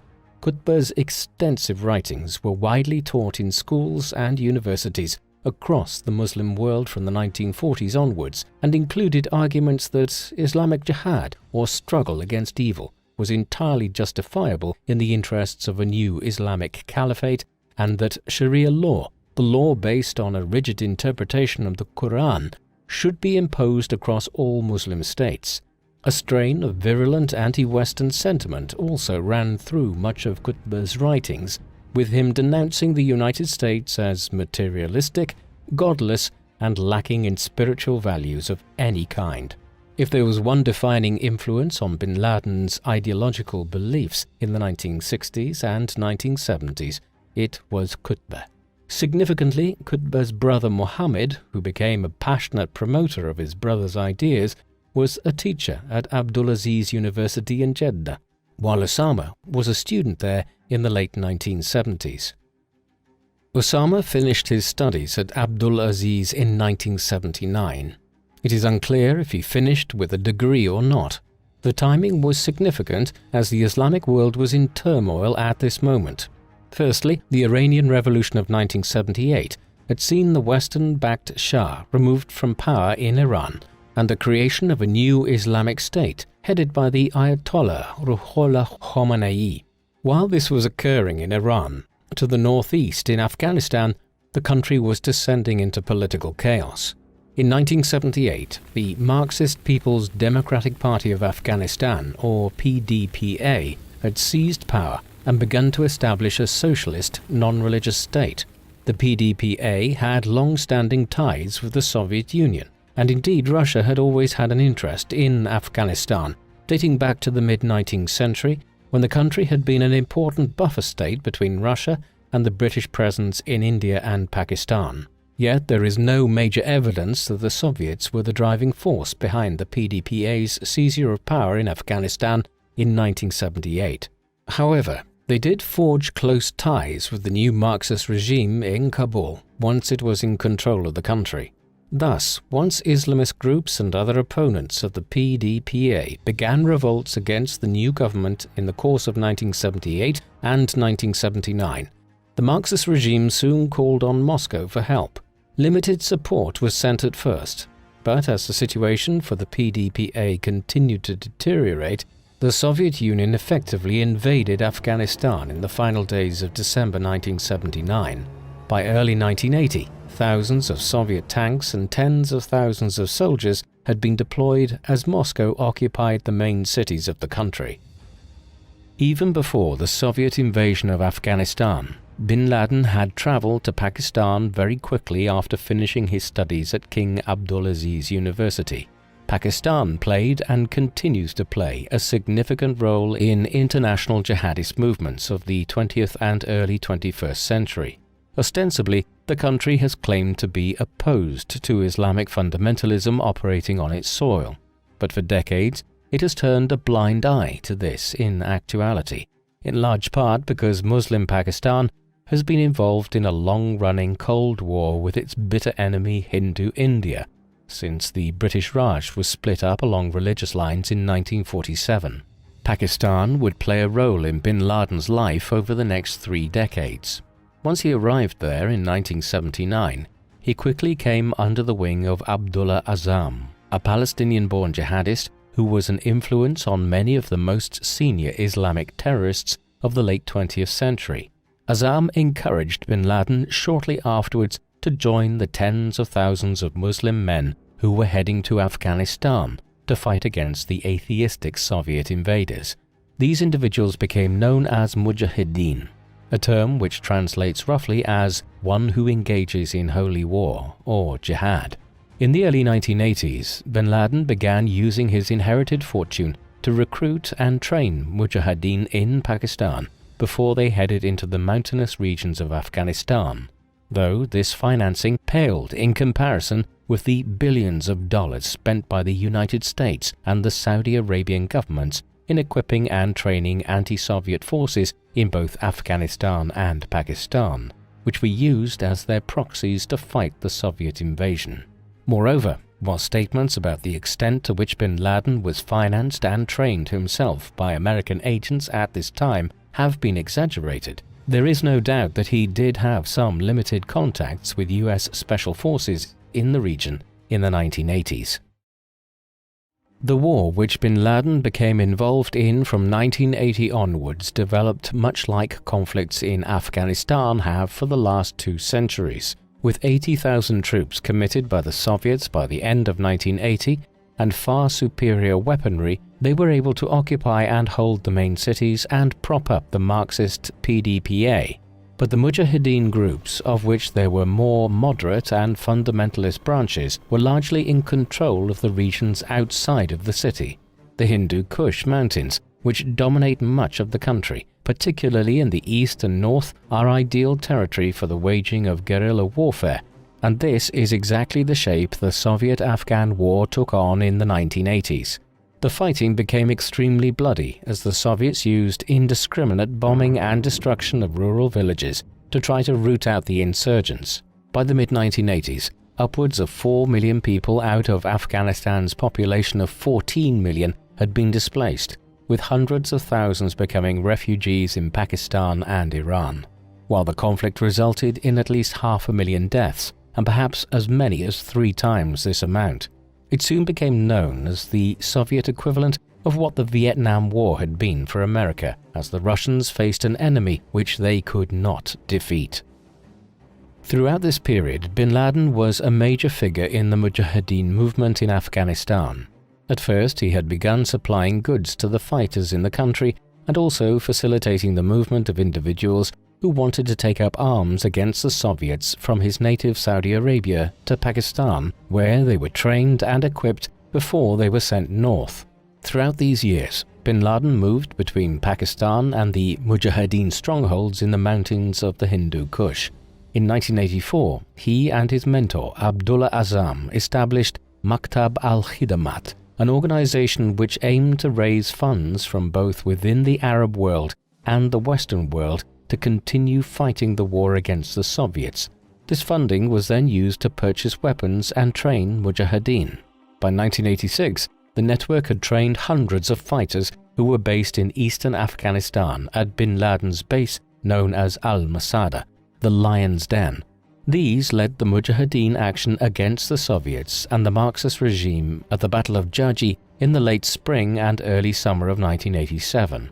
The battle was ultimately of little strategic significance in the wider war, but it gained bin Laden a significant reputation amongst the Mujahideen and within the wider Arab world, in part owing to the reports on the battle produced by an emerging Saudi journalist by the name of Jamal Khashoggi, with whom bin Laden was associated but who held very different political religious views to him. The establishment of Maktab al-Khidamat was significant in the 1980s as it laid the groundwork for the jihadist movement with which bin Laden has become synonymous. As the war in Afghanistan headed towards inexorable defeat for the Soviets and the Marxist regime, which they propped up in the late 1980s, thoughts turned to the future of the organization.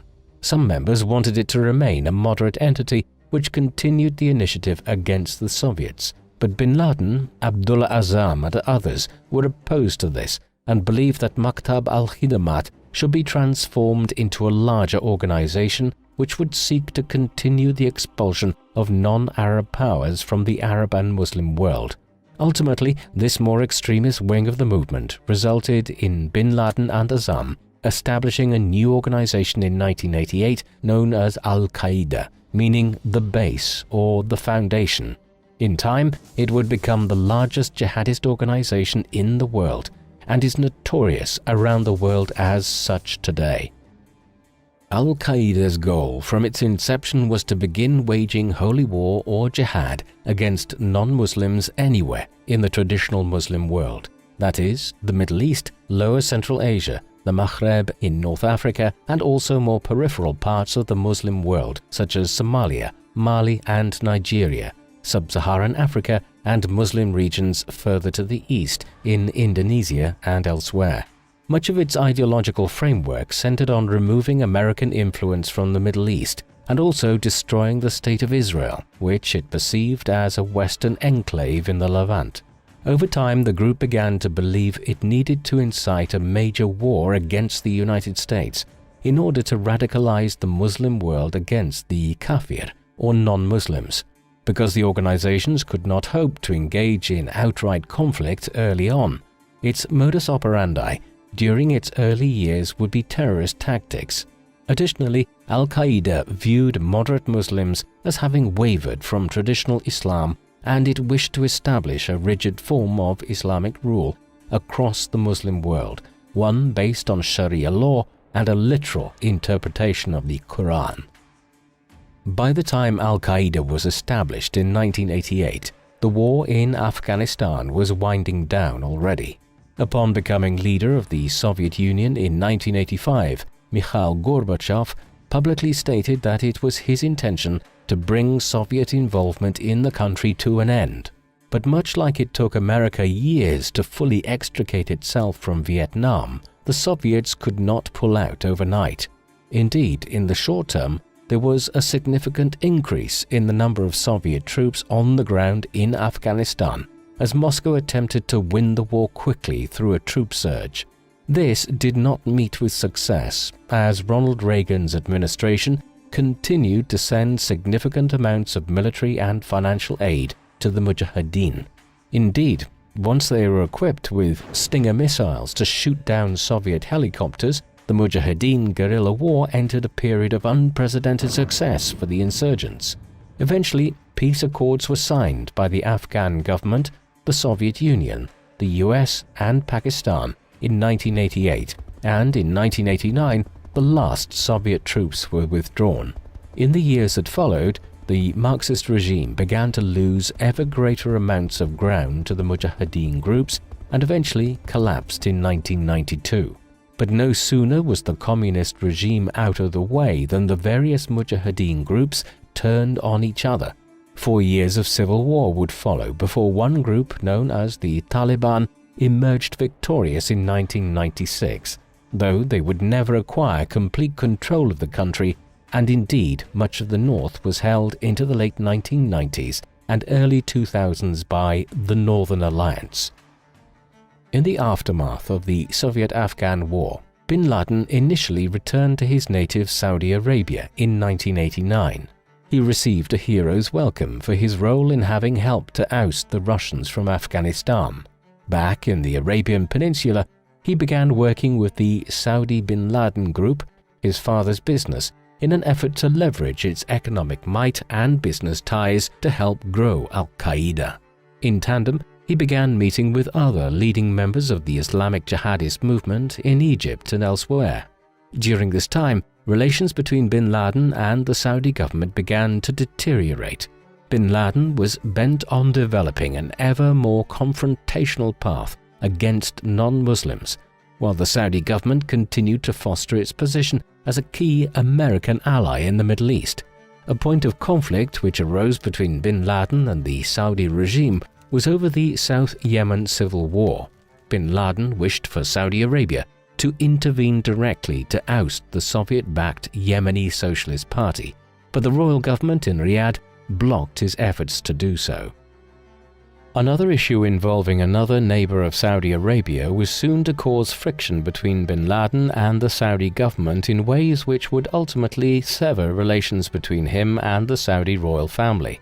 On the 2nd of August 1990, Saddam Hussein, the dictator of Iraq, who had spent much of the 1980s fighting a war against Iran, in which he was heavily supported by the United States, invaded the small Gulf state of Kuwait, one of the richest nations per capita on earth and one which Iraq owed billions of dollars to, which it had borrowed to finance its war against Iran in the 1980s. The invasion, which saw the small city-state conquered within 2 days, caused international uproar, and within weeks the United States was building a coalition of military allies to launch a counter-invasion of Iraq, one which included Britain, France, Germany, and dozens of other countries. It was also supported by several Arab and Muslim countries, notably Egypt, Syria, and Saudi Arabia. By the autumn of 1990, as negotiations to find a peaceful settlement were still underway, American troops began traveling to the Middle East for a military buildup. They headed primarily for Saudi Arabia, which was to be used as the staging post for the liberation of Kuwait and the attack on Iraq if negotiations failed. That is exactly what happened, and so what was termed Operation Desert Storm by the US military was initiated on the 16th of January 1991. Bin Laden was outraged from the very beginning of the military buildup as the Saudi government agreed to a proposal by the US Secretary of Defense Dick Cheney that America should intervene to prevent any extension of Iraq's aggression into Saudi Arabia. In response to this, Bin Laden organized a meeting with the Saudi ruler King Fahd and requested that the country should prohibit American troops from assembling in Saudi Arabia and that he would use his own Arab Legion formed in Afghanistan during the war to defend the Saudi border against any Iraqi incursion. This offer was spurned, and the US and coalition troop build-up intensified in the weeks that followed. As it did, Bin Laden began publicly denouncing the Saudi government, engaging in a hostile propaganda campaign in which he stated that the royal family was inviting Western infidels into the kingdom, which was the defender of the holiest sites in Islam, Mecca and Medina. He also attempted to convince the ulama, the senior Saudi religious scholars, to issue a fatwa, or religious declaration, condemning the American incursion into the Arabian Peninsula. All of this combined to cause a fatal breach between Bin Laden and the Saudi government, and in 1991 they expelled him from the country. Meanwhile, Operation Desert Storm had resulted in a swift defeat of Iraq and the liberation of Kuwait in the spring of 1991. Rather than try to pursue regime change, the US left Saddam Hussein in charge, pulled its troops out of the region, and imposed crippling sanctions on Iraq. Following his expulsion from Saudi Arabia in 1991, Bin Laden headed for Sudan, settling there in 1992. In 1989, Colonel Omar al-Bashir had seized power in a largely bloodless military coup. He quickly implemented a form of Sharia law across Sudan, making the country a suitable haven for Bin Laden to continue his activities from. The Saudi Mujahideen was invited to Sudan personally by Hassan al-Turabi, the Speaker of the Sudanese National Assembly and the second most powerful figure within Sudan, next to al-Bashir. Here, Bin Laden was soon established in his own well-defended compound, with his followers within al-Qaeda defending the site with advanced weaponry. New training bases for Mujahideen were established near the capital of Khartoum, and Bin Laden had a manor in the city. As a result of the free rein he was given in Sudan, the country was designated as a state sponsor of international terrorism, as in the aftermath of the Gulf War, Bin Laden and al-Qaeda had come under increasing observation by the American Intelligence Service and the State Department. Thus, while Bin Laden remained in Sudan from 1992 to 1996, the US was monitoring his activities on an almost daily basis with flyovers of his compound and other intelligence gathering.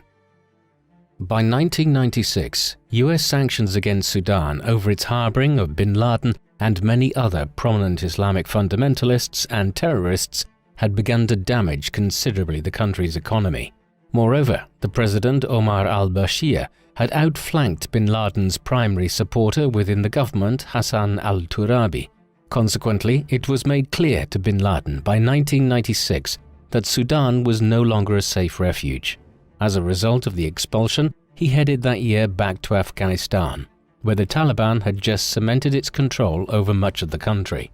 There he became the personal guest of Mullah Muhammad Umar, the first leader of the Taliban government after seizing power. He quickly issued a declaration of war against the United States in August 1996 through various Islamic media channels, arguing that the US had occupied Saudi Arabia through its military bases since 1990, and that it was the principal supporter of Israel in the region. It has been speculated that bin Laden's actions in 1996 were owing to the loss of much of his wealth from his family background when he left Sudan, and that the expulsion order served to radicalize bin Laden further and set him on a path of all-out war with the government of the United States, the sanctions of which against Sudan had pressured the Sudanese government into the stance it took. From his return to Afghanistan in 1996 onwards, bin Laden and al-Qaeda were wholly committed to confrontational terrorist actions towards the United States in particular.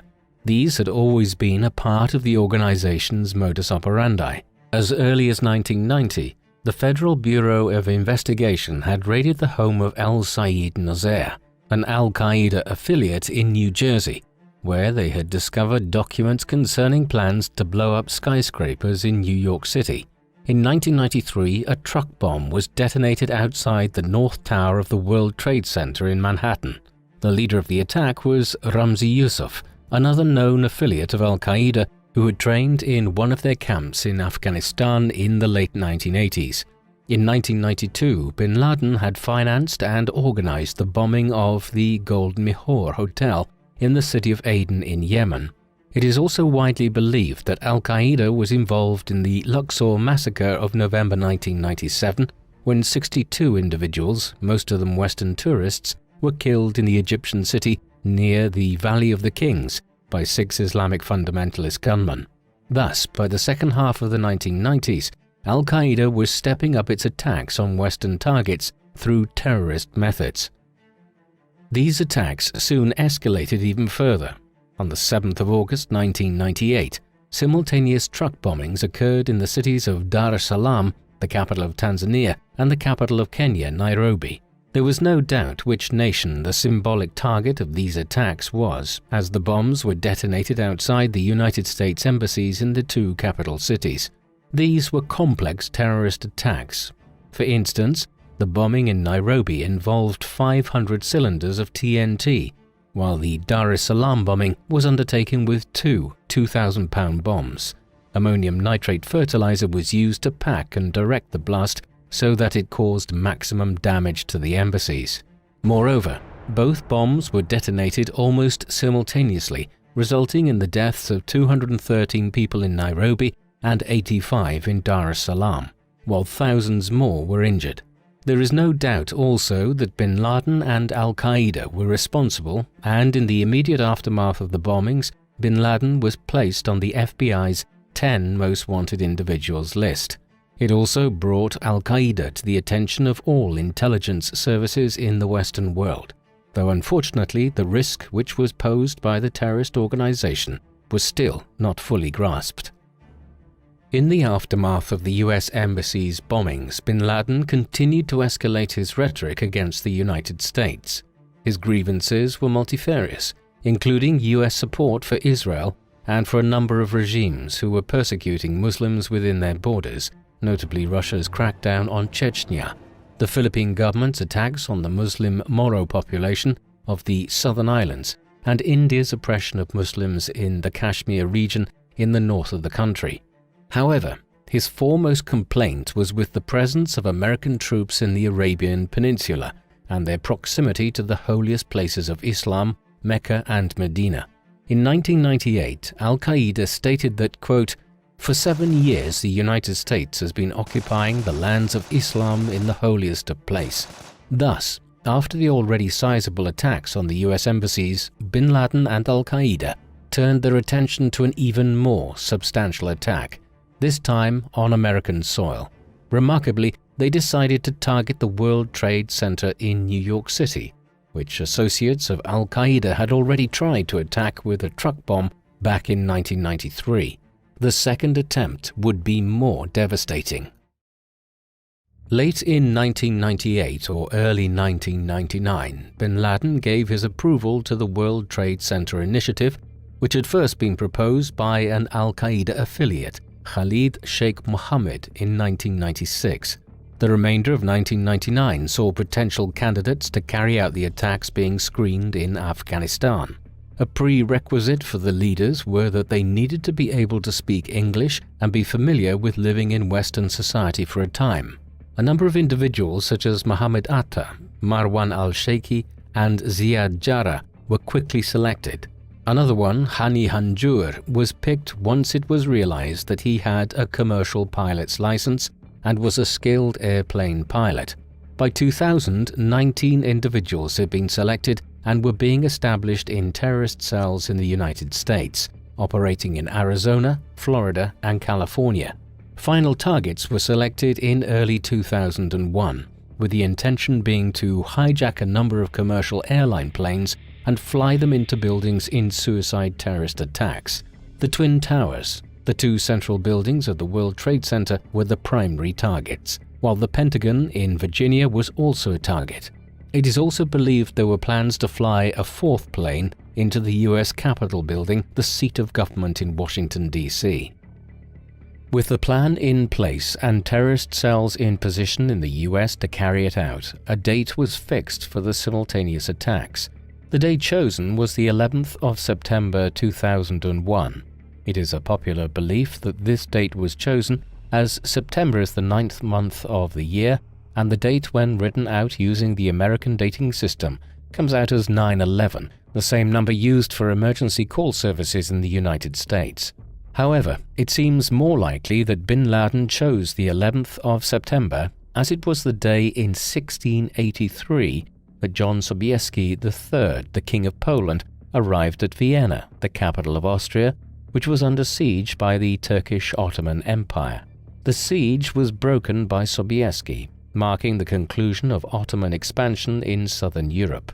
Prior to it, the Christian world had been under pressure for centuries from Muslim expansion in the Eastern Mediterranean and the Balkans, but after the siege of Vienna, the Christian Western powers began to encroach into the Muslim world. Bin Laden chose this symbolic date as a statement that these attacks on the United States by Al-Qaeda in 2001 would mark a new turning of the tide back in favor of Islam. On the morning of the 11th of September 2001, the 19 hijackers operating in independent cells began to implement their orders. 5 hijackers boarded American Airlines Flight 11, which was scheduled to fly out of Logan International Airport in Boston at 7:59 a.m., bound for Los Angeles International Airport. 5 others boarded United Airlines 175, which was making the same journey from Logan to Los Angeles. That plane took off from the runway in Boston 15 minutes after American Airlines Flight 11.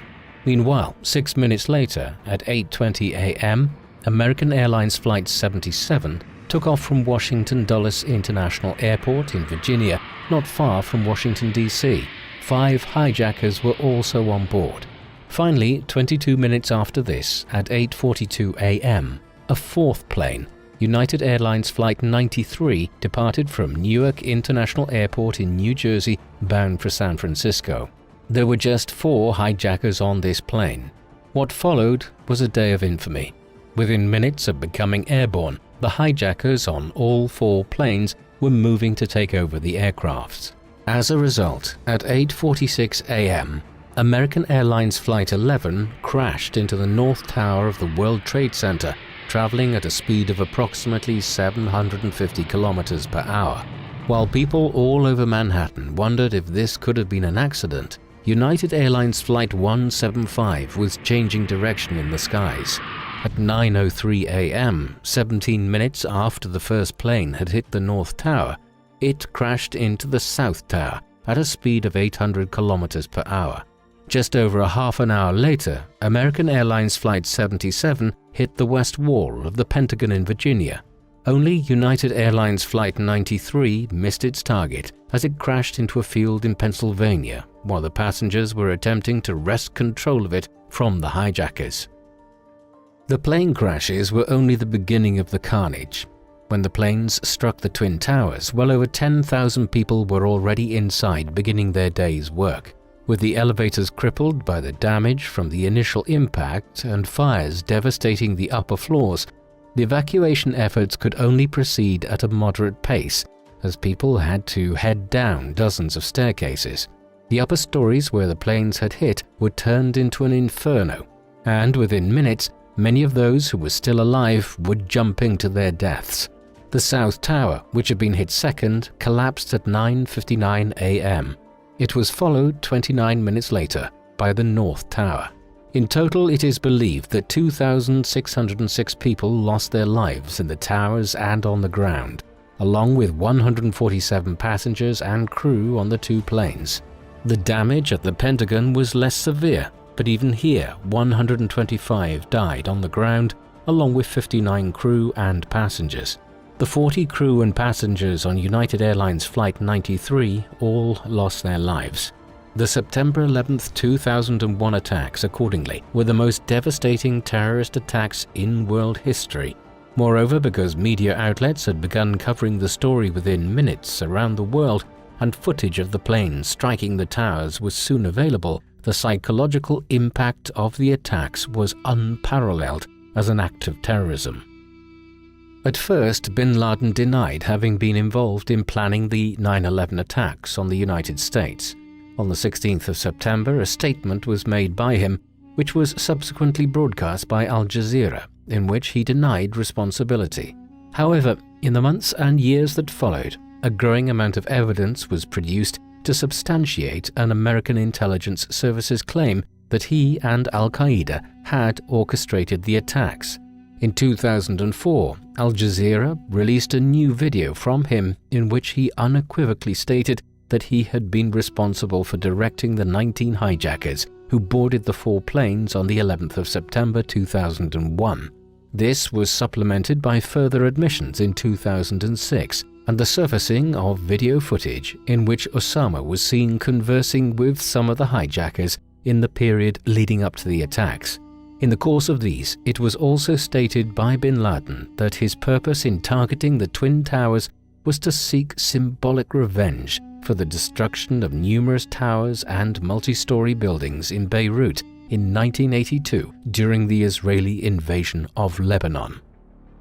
At the time of the 9/11 attacks, Bin Laden was believed to be hiding in the White Mountains to the south of the Hindu Kush in Afghanistan, in the east of the country near the border with Pakistan. The administration of the US President George W. Bush moved quickly to pass a joint congressional resolution on the 18th of September 2001, authorizing the use of force against those who were deemed to be responsible for the 9/11 attacks. As the Taliban regime in Afghanistan had sheltered Bin Laden and Al-Qaeda since 1996 and refused to hand him over to American authorities, the regime as a whole was deemed to be a target. American and British aircraft consequently began bombing strategic targets in Afghanistan on the 7th of October 2001. Ties were established with the Northern Alliance, which held parts of the north of the country against the Taliban.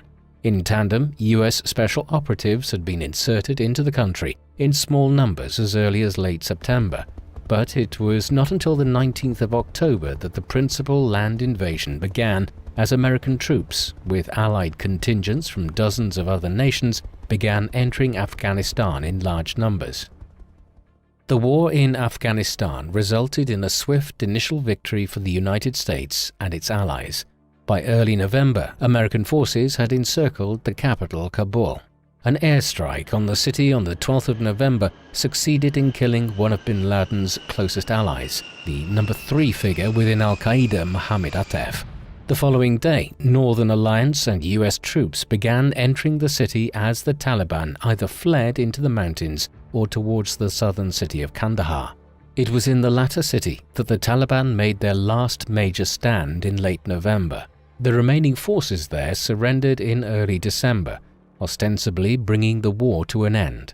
It was also in early December that a new interim administration was established with Hamid Karzai as the first president of a new Afghanistan. However, this initial victory was effectively a false dawn, and Afghanistan would soon be riddled with insurgent revolts which the US would never be able to defeat. The invasion of Afghanistan had also failed to bring bin Laden to justice. The US, though, had come tantalizingly close. Just as Kandahar was falling to the west, a group of several hundred Allied fighters, including 70 US Special Forces and dozens of other special operatives, along with a few hundred Northern Alliance fighters, conducted a campaign in the Tora Bora cave complex in the White Mountains, where bin Laden and many other al-Qaeda members were believed to be hiding. A near 2-week battle followed in the mountains and caves, a conflict which has become known as the Battle of Tora Bora. American intelligence services believe bin Laden was present during these clashes, but that he escaped as the Allied military presence was insufficient to apprehend him. He is believed to have made his way over the southern border into Pakistan in the days or weeks that followed. By now, bin Laden was the most wanted man in the world, with a bounty of $25 million on offer by the US government for information leading to his capture or death. That figure would be increased to $50 million in 2007 as the manhunt for the leader of al-Qaeda and the architect of the 9/11 attacks continued. However, bin Laden and al-Qaeda would pose a threat to America and the Western world for many years to come. Bin Laden's whereabouts in the years following his escape from Afghanistan in the winter of 2001 have been a matter of widespread speculation. By this time, he was the world's most wanted man and well known all over the world. As such, his movements were secretive, and even the US intelligence services today can only patch together some of his whereabouts during the 2000s. Evidently, he, along with many other senior al-Qaeda affiliates, spent the vast majority of these years in Pakistan. His presence here was not officially tolerated by the Pakistani government. Successive regimes in the capital Islamabad had been effectively supporters of Islamic terrorist organizations over the years, but in bin Laden's case, it was not possible for them to approve of his presence on Pakistani soil. Nevertheless, a light-touch approach to apprehending bin Laden, even when it was clear that he was in hiding in the country, was adopted, one which meant that the US intelligence services had to try to locate the terrorist leader within the country, with lukewarm support from the Pakistani security services at best. For much of the time after his initial flight from Afghanistan, he is believed to have been in Waziristan, the mountainous region of northern Pakistan near the Afghan border. Reports in the second half of the 2000s sometimes placed him as having moved over the western border to Iran, but these were probably spurious, and the reality is that bin Laden and al-Qaeda were able to live in Pakistan largely unharassed and in some comfort for years with the tacit support of powerful elements within Pakistan's politics and security services. During this time, bin Laden and al-Qaeda continued to organize terrorist activities throughout the wider Muslim world. Attacks on the United States became much more difficult in the aftermath of 9/11 as a massive security apparatus was put in place in American airports and other locations. However, there was no shortage of Western targets now in the Middle East. Firstly, Afghanistan had been occupied by American, British and other Allied troops in late 2001, and they would remain there in one form or another for the next 20 years. But the more intense Western presence was soon to be found in Iraq. Following the initial victory over the Taliban in Afghanistan, the administration of President George W. Bush in the US began making it clear that it intended to engage in further regime change in the Middle East, targeting states which it deemed to be supporters of terrorism. The regime of Saddam Hussein in Iraq, who had clung on to power following the Gulf War, was a noted priority. This policy would not meet with as much support from America's allies as the invasion of Afghanistan, with countries like France arguing that the Bush administration was now using the 9/11 attacks as a smokescreen for regime change in oil-producing countries and a form of US neo-imperialism in the region. Despite these reservations, the US and Britain, with several other smaller Allied nations, invaded Iraq in March 2003. claiming that Hussein's regime was trying to obtain weapons of mass destruction and was a supporter of bin Laden's. Bin Laden had often cited the crippling economic sanctions which the US had imposed on Iraq following the Gulf War as one of his grievances against America, but there is no substantive evidence to show that the Hussein regime had ever materially supported bin Laden in any significant manner. The invasion proceeded much as it had in Afghanistan. A swift victory was won over the Ba'athist regime of Saddam Hussein, and within 2 months, President Bush announced US victory in the war. But it was not so simple, and as in Afghanistan, a vicious counterinsurgency campaign began in the summer of 2003 and lasted for years as many elements within Iraq tried to remove US forces from the country. Bin Laden and Al-Qaeda were involved in this internecine conflict. Their methods focused on trying to sow divisions between the Sunni Muslim minority and the Shiite Muslim majority in an effort to foment a civil war across Iraq. Traditional terrorist methods were employed, such as the bombing of the Al-Askari shrine in the city of Samarra on the 22nd of February 2006. While this action did not result in widespread loss of human life, it did see the destruction of one of the holiest places in Iraq for Shiite Muslims and triggered days of sectarian violence in Baghdad and elsewhere, in which at least 1,000 people lost their lives. Eventually, by the late 2000s, the war in Iraq began to stabilize as a significant American troop surge in 2007, combined with political reforms, served to quell the worst of the violence. Nevertheless, Al-Qaeda continued their campaign, and from Pakistan, bin Laden sanctioned bombings in Baghdad and a suicide bombing on the Shiite Imam Hussein shrine in the city of Karbala in March 2008, which resulted in 42 deaths and the injuring of dozens of others. Meanwhile, back in Pakistan, bin Laden had moved into a new purpose-built compound in the city of Abbottabad in northern Pakistan.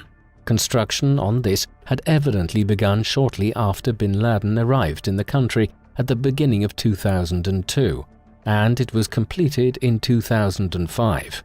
The compound was laid out on a 38,000 square foot estate and was surrounded by a concrete perimeter fence up to 5.5 meters high and topped with barbed wire. There were few windows here and many screens to block vision of the interior, including a screen on a third-floor balcony tall enough to ensure privacy there for bin Laden, who was 6'4" tall. It is hard to believe the authorities could have failed to recognize how unusual the new property was, and it was clearly built with security in mind. Bin Laden was probably living there from 2006 onwards with some of his wives, children and followers in a city not far from the Pakistan capital Islamabad. While bin Laden's compound sheltered him in Pakistan for many years, eventually his over-reliance on it would be his undoing. In 2009, US intelligence services determined that Abu Ahmed al-Kuwaiti, a close confidant of bin Laden's who is believed to have been with him at the Battle of Tora Bora in December 2001, when the terrorist leader narrowly avoided apprehension by the US, had begun to work as a trusted courier and messenger for bin Laden while he was in hiding in Pakistan. In 2009, the CIA determined that al-Kuwaiti was living in Abbottabad. Further intelligence gathering led them to identify the bin Laden compound as a peculiar building in the city. Tens of millions of dollars of funding were obtained from the US Congress to finance the establishment of a CIA team on the ground in Abbottabad, which in 2010 began monitoring the compound and those who entered and left it. Despite this extensive initiative and the use of the most sophisticated drone and surveillance devices available anywhere in the world, the team was never able to obtain a photograph or any other evidence which concretely established that bin Laden was living within the compound. But by early 2011, the range of circumstantial evidence was such that they were convinced that this was the hideout of the architect of the 9/11 attacks. US President Barack Obama authorized what was codenamed Operation Neptune Spear on the 1st of May 2011. It was lunchtime in Washington, D.C., but only half an hour later, at nearly 11 p.m. at night in Afghanistan, 2 Black Hawk helicopters carrying 24 Navy SEALs took off from an American airbase in Afghanistan and flew over the border to Pakistan. Just over an hour and a half later, at what was midnight in Pakistan on the 2nd of May, the helicopters landed in the compound at Abbottabad. One of the helicopters crashed during the landing, but none of the Navy SEALs were injured. Fighting commenced as soon as they landed, with a brief firefight with some of Bin Laden's followers. Then the Navy SEALs proceeded into the main compound. Back in Washington, D.C., President Obama and senior government and defense officials watched live footage of the raid from the Situation Room in the White House. On the 2nd floor, the Navy SEALs encountered and shot one of Bin Laden's many adult sons, as well as another follower, Abu Ahmed al-Kuwaiti, whose presence in Abbottabad had first suggested to security services that Bin Laden might be sheltering in the city. Then, as they headed upstairs again, they found Bin Laden on the 3rd floor. Their orders were to kill rather than apprehend the al-Qaeda leader. There are conflicting accounts as to what then occurred, as different Navy SEALs have sought to claim credit for killing Bin Laden. But it seems most likely that it was Matt Bissonnette who shot Bin Laden at 39 minutes past midnight local time, in the body and head, in the doorway of his bedroom, and he then staggered backwards into the room and fell to the floor dead. Bin Laden was found to have 500 euros and 2 mobile phones sewn into his robes, no doubt for use if he found himself fleeing an attack on the compound, such as the one which led to his death. It was a rather pathetic demise. A decision had been taken in advance that Bin Laden's body would be disposed of quickly, somewhere where his resting place would never be identified, and turned into a shrine for Islamic fundamentalists and jihadists. Thus, shortly after he was killed and the compound was fully secured, the Navy SEALs placed the al-Qaeda leader's corpse in a body bag and then brought it out to the helicopter that was still intact. After a sweep of the compound to gather any intelligence which might be useful for offsetting further terrorist attacks or establishing a more concrete idea of what Bin Laden had been doing over the years, the team exited the compound with the body on the sole functioning helicopter.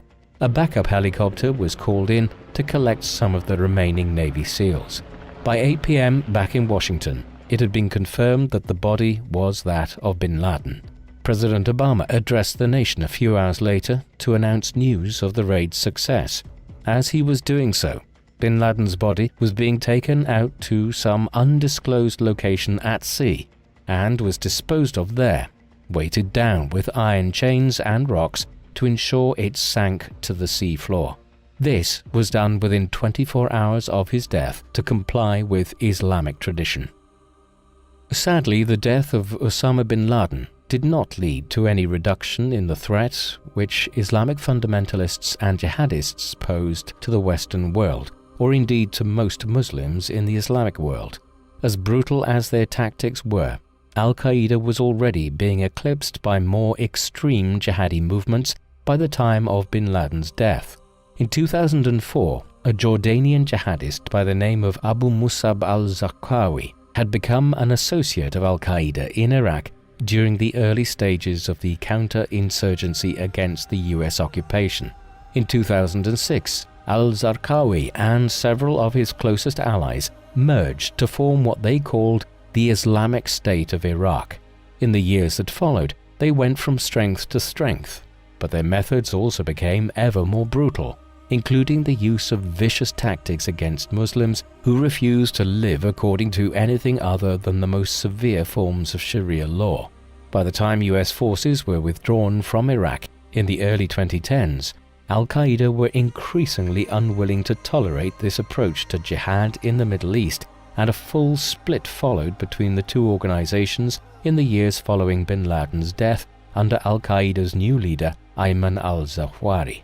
Incredibly, by the 2010s, al-Qaeda, the organization who carried out the 9/11 attacks, was being seen as too moderate by many Islamic fundamentalists and the Islamic State of Iraq group were now garnering many more followers amongst would-be jihadists. In the years that followed, Islamic State of Iraq burst onto the consciousness of the entire world. Following the Arab Spring of 2011, a brutal civil war erupted in Syria, while the US departure from neighboring Iraq saw significant parts of the country fall out of the control of the government in Baghdad. In this environment, Islamic State under its new leader Abu Bakr al-Baghdadi was able to begin taking direct control over a vast swathe of territory across northern Iraq and eastern Syria. In the course of 2014 and 2015, the newly named Islamic State in Iraq and the Levant, or ISIL, came to international attention as they declared the establishment of an Islamic caliphate over the lands they had taken control of. ISIL brought Islamic Jihad to a new level of brutality, which even Al-Qaeda distanced itself from. Gradually, control over eastern Syria and northern Iraq was wrested from ISIL between 2014 and 2017, as the US sent troops back into the region. As of the early 2020s, Islamic fundamentalism would seem to be on the decline, driven in part by rapidly improving living standards in the Middle East, a reduced inclination towards nation-building by the United States in the region, and a warming of relations between Israel and many of its Muslim neighbors. Indeed, the main threat of Islamic fundamentalism seems to have shifted from the Middle East to the Sahel, the region along the southern edge of the Sahara Desert, where jihadi groups have undermined the stability of nations like Mali, Niger, Chad, and Burkina Faso. The Taliban has also returned to power in Afghanistan following the US withdrawal in 2021. Osama bin Laden was arguably the most significant figure in the history of modern Islamic fundamentalism. Beginning in the 1970s, he was gradually radicalized through his exposure to the ideas of Islamist scholars such as Sayyid Qutb. This growing radicalism, combined with the financial power available to him through the enormous bin Laden business empire in Saudi Arabia and the connections he enjoyed throughout Saudi society, ensured that when the Soviet invasion of Afghanistan commenced in 1979, he was able to bring extensive powers to bear in training and equipping mujahideen to fight the Russians throughout the 1980s. Had his career of opposition to non-Muslim incursions into the Islamic world ended there, he would simply be a footnote to history. But once the war against the Soviets wound down, he committed himself to a wider program of Islamic fundamentalism. His actions during the Gulf War highlighted his growing anti-Americanism and his willingness to split with Muslim regimes such as that of the Saudi royal family if they engaged in actions which he deemed antithetical to Islam. Thus, by the 1990s, a more extreme version of bin Laden and Al-Qaeda was emerging, as reflected in the increasingly brutal bombing campaigns being launched, the most severe being the US Embassy bombings of 1998, which killed hundreds and injured thousands. But it is ultimately the 9/11 attacks on the United States which bin Laden and Al-Qaeda have become most infamous for. On that fateful September morning in 2001, 19 hijackers acting on bin Laden's orders launched attacks which killed over 2,700 people in the space of a few hours, while thousands more had their lives cut short in the years that followed as a result of ancillary injuries.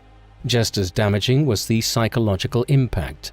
Most people have clear memories of where they were and what they were doing on the 11th of September 2001, as news of the attacks emerged and footage of the planes striking the Twin Towers surfaced on news outlets.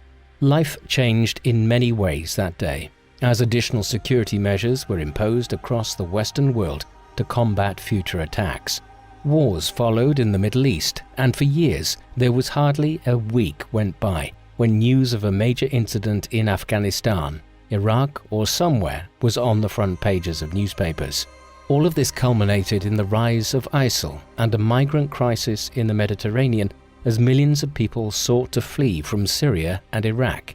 By that time, bin Laden was dead, killed in a rather ignominious end in a fortified compound he had been holed up in Abbottabad for half a decade.